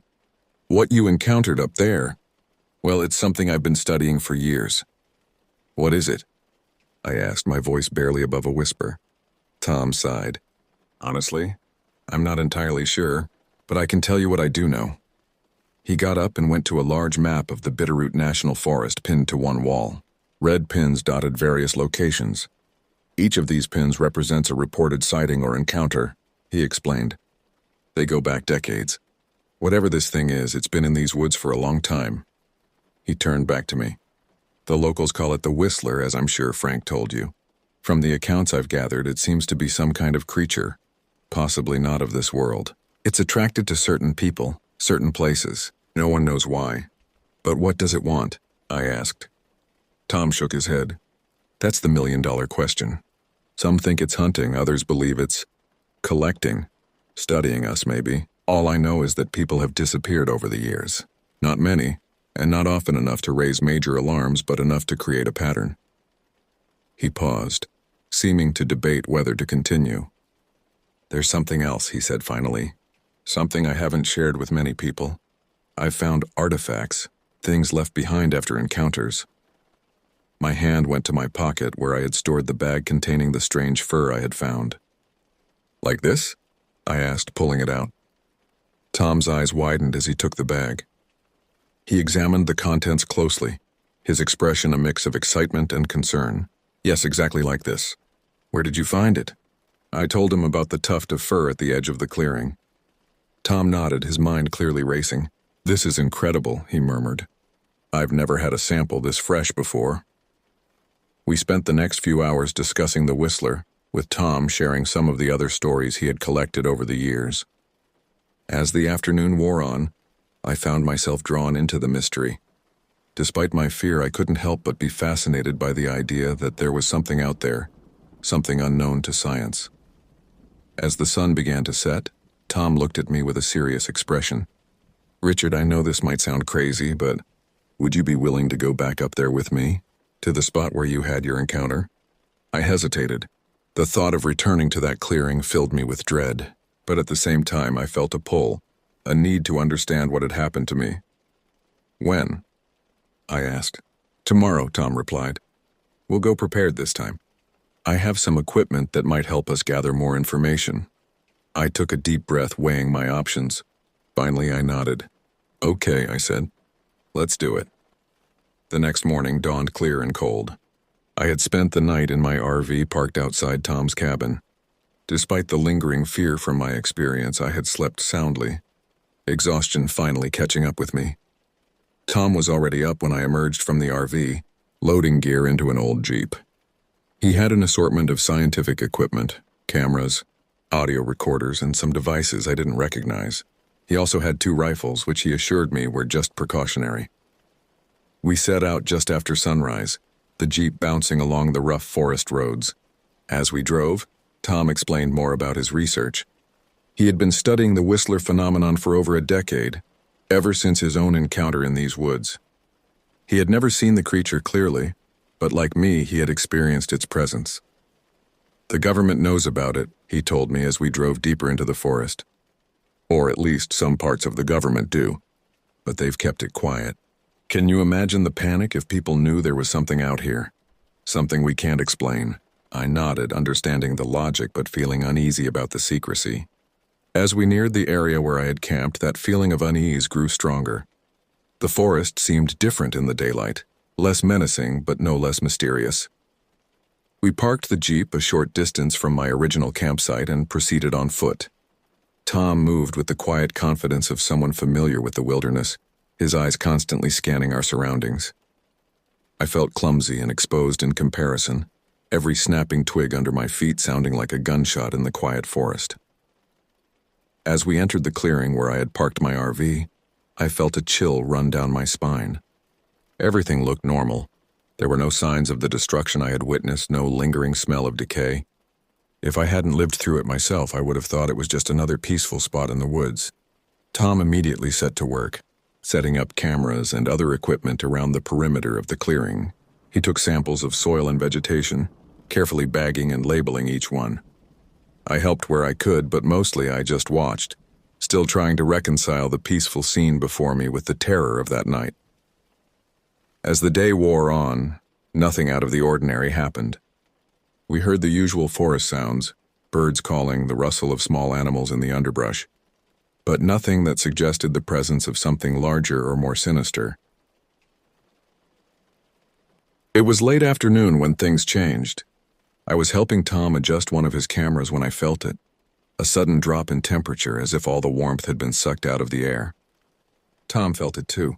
I saw him stiffen, his hand going to the rifle slung over his shoulder. Then we heard it, that low, eerie whistle that had haunted my dreams since that night. It seemed to come from everywhere and nowhere at once, echoing through the trees. "Get ready," Tom whispered, his voice tense.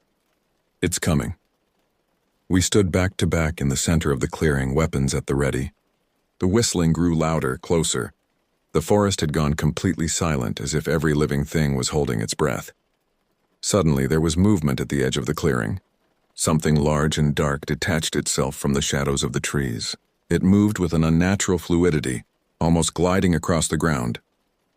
As it entered the clearing, I got my first clear look at the whistler.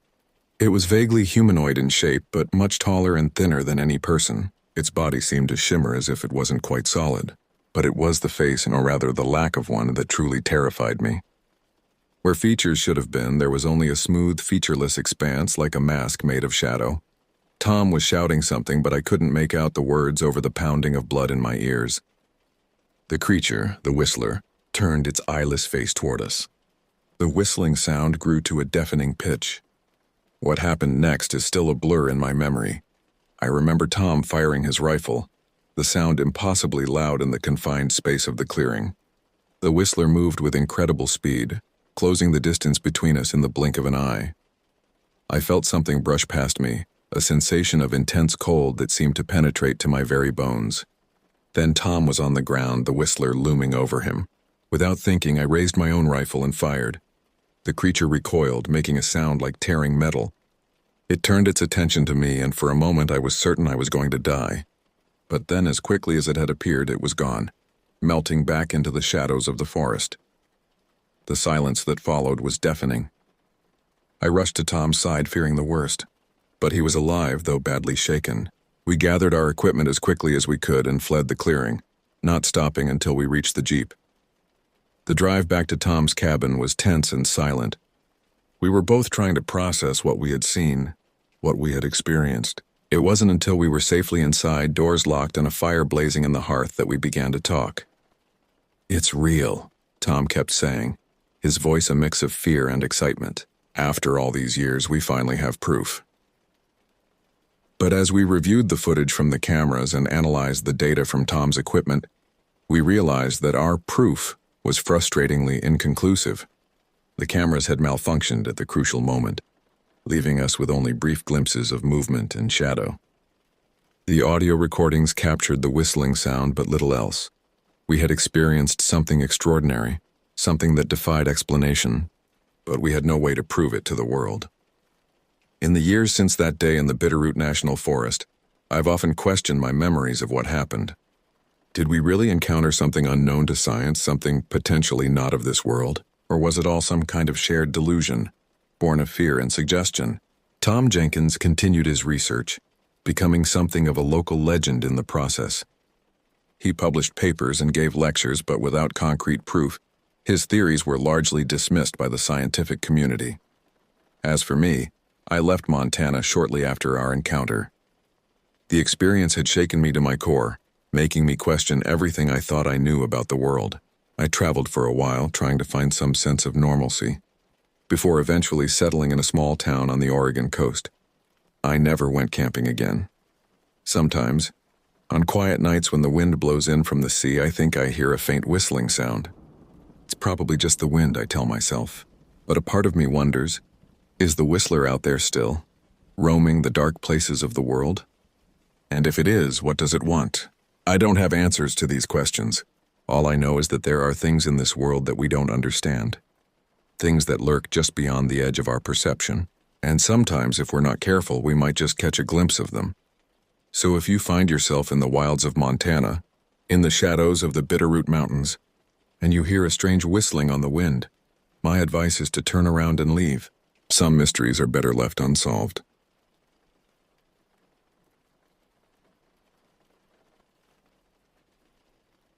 I never should have come to Utah. That's what I keep telling myself as I sit here in this trailer, hands trembling so badly I can barely type. My name is Michael, and 3 days ago my life became a waking nightmare. It was supposed to be a simple job. My friend Josh and I had driven out to this desolate stretch of land to do some surveying work for a small construction company. The pay was good, almost suspiciously good, but we needed the money and the work seemed straightforward. The property sits about 20 miles from the nearest town, bordering a Native American reservation roughly 200 feet to the east. Nothing but scrubland, dust, and silence. The first day went fine. We set up our trailer, organized our equipment, and even managed to get a decent amount of work done before sunset. We grilled some burgers outside, had a few beers, and talked about what we'd do with the money. Josh was saving for a new transmission for his motorcycle. I was just trying to pay off some debt. That night, I woke up around 3 a.m., not sure what had disturbed me. The air felt dense, almost pressurized, like the moment before a severe storm. I lay there in the darkness, listening to Josh's steady breathing from the other side of the trailer, trying to identify what had pulled me from sleep. Then I heard it, a soft, deliberate scratching along the outer wall, not the random scraping of a branch or bush, but something purposeful, something with intent. I convinced myself it was just an animal, a coyote or maybe a raccoon, and eventually fell back into an uneasy sleep. I didn't mention it to Josh the next morning. No reason to seem paranoid over what was probably nothing, but that was the beginning. That was when it found us. By the second day, we both knew something was wrong. "Do you smell that?" Josh asked, wrinkling his nose as he climbed into the truck to fetch some equipment. I did. It was unmistakable. The sickening stench of sulfur mixed with the nauseating sweetness of rotting meat. The smell permeated everything, seeping into the upholstery and clinging to our clothes. "Did you leave something in here?" I asked, helping him search the truck. We checked under seats, in the glove compartment, even pulled up the floor mats. Nothing. When we returned to the trailer that evening, the same putrid odor greeted us there too. We spent an hour searching, checking every corner, cabinet, and crevice. The trailer was clean, spotless even, yet the stench remained, growing stronger as the hours passed. That night, the scratching returned. No longer confined to one wall, it moved around the trailer, sometimes on the roof, sometimes near the windows. Accompanying it was a new sound, a rhythmic tapping like knuckles against glass. Tap, tap, tap, pause, tap, tap, tap. "You hear that, right?" Josh whispered from his bed. "Yeah," I replied, my mouth dry. "I hear it. What the hell is it?" I had no answer. Here in the vastness of the Utah wilderness, 20 miles from civilization, there shouldn't be anyone or anything capable of making those sounds. The tapping continued for hours, stopping only with the first pale light of dawn. Neither of us slept.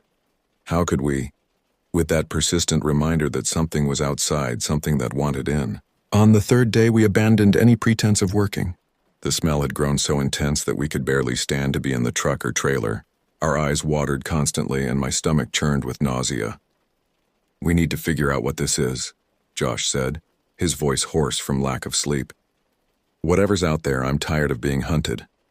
I nodded in agreement, though every instinct screamed against the idea of pursuing whatever was stalking us. But Josh was right. We couldn't continue like this, jumping at every sound and unable to sleep. We needed answers. As dusk approached, we gathered our equipment. Powerful flashlights, a rifle Josh had brought just in case, and our phones with location services enabled in case we got separated. We set out on foot, following a narrow game trail that led away from our camp and deeper into the empty landscape. The temperature dropped rapidly as darkness fell. Wind whispered through the sparse vegetation, carrying dust that stung our eyes and throat. We walked in silence for nearly 2 miles, flashlight beams cutting through the darkness, revealing nothing but rocks and stunted plants. Then, without warning, the sulfur stench hit us like a wall. "We're close," Josh whispered unnecessarily. I could feel it too, a heaviness in the air, a wrongness that made my skin crawl. I swept my flashlight in a wide arc, searching the darkness. The beam caught something, a brief reflection like eyes gleaming in the night, and then it was gone. "Did you see that?" I asked, my voice barely audible. Before Josh could answer, we both froze. Silhouetted against the night sky approximately 50 yards ahead stood a figure. Tall, impossibly tall, at least 6 or 7 feet in height. It was unnaturally thin and completely motionless. Even at that distance, I could feel its attention fixed solely on us. "Josh," I whispered, unable to tear my gaze away from the figure. "Josh, what is that?" The figure moved. Not a step, not a walk, but a sudden, unnatural rush toward us. Its limbs moved wrong, too fluid and too jerky all at once, covering ground at an impossible speed. We ran. There was no discussion, no plan. just pure animal fear propelling us back toward our truck. My lungs burned, my legs ached, but terror pushed me forward. I could hear Josh beside me, his breathing ragged and panicked. Behind us, gaining with every second, came the sound of pursuit.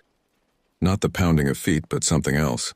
A strange, sliding whisper across the ground, punctuated by sharp cracks like breaking twigs. We reached the truck, fumbling with the doors in our panic. Inside, the stench was overwhelming, but it was our only chance. I turned the key and the engine sputtered but wouldn't catch.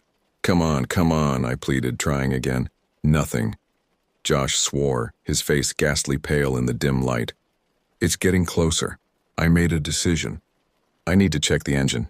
Keep watch. Stepping out into the night was the hardest thing I've ever done. The cold air hit me like a physical blow as I moved to the toolbox mounted on the truck's side. My hands shook violently as I grabbed a wrench and began removing the intake cover. Every second felt like an hour. Every sound in the darkness sent fresh waves of terror through me. I worked by feel as much as sight, spraying ether into the intake and hastily reassembling it. Hurry! Josh's voice came from inside the cab, high and tight with fear. I slammed the hood down and dove back into the driver's seat, turning the key again. This time the engine roared to life. I threw it into gear and floored the accelerator, tires spinning in the loose dirt before finding purchase. The headlights cut through the darkness, illuminating nothing but empty land ahead. The speedometer climbed 30, 40, 50, but then stopped at 53 miles per hour. The engine whined but wouldn't go faster. Something's wrong, I said, pressing harder on the pedal. It should be able to hit at least 70. Josh was twisted around in his seat, staring out the rear window. It's still coming, he said, his voice hollow with disbelief. I checked the rearview mirror and felt my stomach drop. Behind us, moving with the same unnatural speed, was the figure. Despite our head start and the truck's speed, it was gaining on us. It's not possible, I whispered, watching as it drew closer. Nothing can run that fast. Floor it, Josh screamed. It's right behind us. I pushed the pedal to the floor, but the truck refused to accelerate beyond 55. The engine struggled, making a high-pitched whine that seemed to mirror my own internal screaming. The mile back to our trailer stretched into an eternity. Every second I expected to feel hands or something worse grabbing at the truck, pulling us back into the darkness. We reached the trailer and abandoned the truck, not even bothering to shut it off properly. We sprinted the short distance to the door, threw ourselves inside, and slammed it shut behind us. Josh turned the deadbolt while I grabbed blankets to cover the windows. What was that thing? Josh gasped, sliding down against the wall. I shook my head, unable to form words as I frantically covered the last window. The moment I finished, something hit the door, not a knock, but a violent impact that made the entire trailer shudder. It found us, I whispered. Josh grabbed a kitchen knife while I positioned myself against the door, feeling it vibrate with each new impact. The pounding stopped suddenly, replaced by the sound of something scraping along the trailer's exterior, circling us.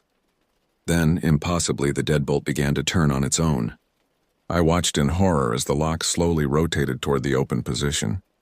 Josh saw it too and threw himself against the door with me. Find something to block it, I shouted. He grabbed a bootlace from his work boots and tied it around the lock mechanism, securing it in the locked position. The knob continued to turn against the restraint, the lace stretching but holding. I grabbed a hammer, pathetic defense but better than nothing, and stood ready. We waited in terrified silence, listening to the thing outside as it continued to circle the trailer. My phone buzzed in my pocket, making me jump. I pulled it out with shaking hands and saw a text from Megan, a girl I'd been interested in for months but who never responded to my messages. I'm in trouble. Need you to come get me right now, the text read. I showed it to Josh, who frowned. That's weird timing, I replied, asking what was happening. Getting kicked out of the house. Please hurry. Something felt wrong. Why would she contact me now after months of silence? And how did she even know where I was? I asked if she had money for diesel, a question that would make no sense if she didn't know I was out of town in my truck. Her reply sent ice through my veins. Why would I want to see you? We haven't talked in months. She didn't send the first messages, Josh whispered, looking from the phone to the door, which had finally stopped moving. That's when the voices started. Coming from just outside the trailer, familiar voices calling my name. My brother's voice. My mother's voice. Even Josh's voice somehow, despite him sitting right beside me. Michael. Please help me. Michael, I'm hurt out here. Michael. Let me in. Each voice was almost perfect, but with something subtly wrong, an inflection slightly off, a rhythm not quite human. We survived that night through a combination of luck and desperation. Josh remembered something his grandmother had taught him about protective circles of salt. We found a container in the kitchen and poured lines across every threshold. Whether it actually helped or the thing simply grew tired of tormenting us, the voices eventually stopped, and the oppressive feeling of being watched began to fade. Neither of us slept. We sat back to back in the center of the trailer, weapons in hand, jumping at every creak and groan of the metal structure around us. Dawn arrived with agonizing slowness. As the first gray light filtered through the covered windows, the atmosphere changed. The heaviness lifted, and the rotten smell that had permeated everything began to dissipate. When we finally worked up the courage to look outside, we found nothing. No footprints in the dust. No scratches on the trailer's exterior. No sign that anything had happened at all. Maybe we imagined it, Josh said, his voice hollow with exhaustion. I shook my head. Both of us? The same thing. We checked the truck next. It started immediately, the engine purring normally. When Josh tested it on the dirt road, it easily hit 70 miles per hour. We should have left then. Packed up and driven away, job be damned. But where would we go?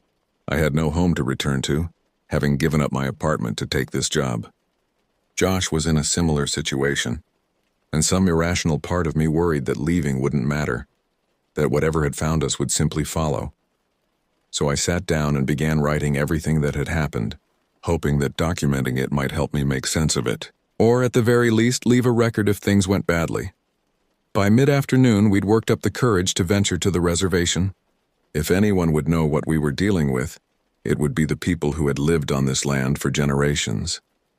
We drove slowly, the truck performing perfectly now, as if nothing had ever been wrong with it. The reservation appeared abandoned at first glance. Small clusters of buildings with few signs of life.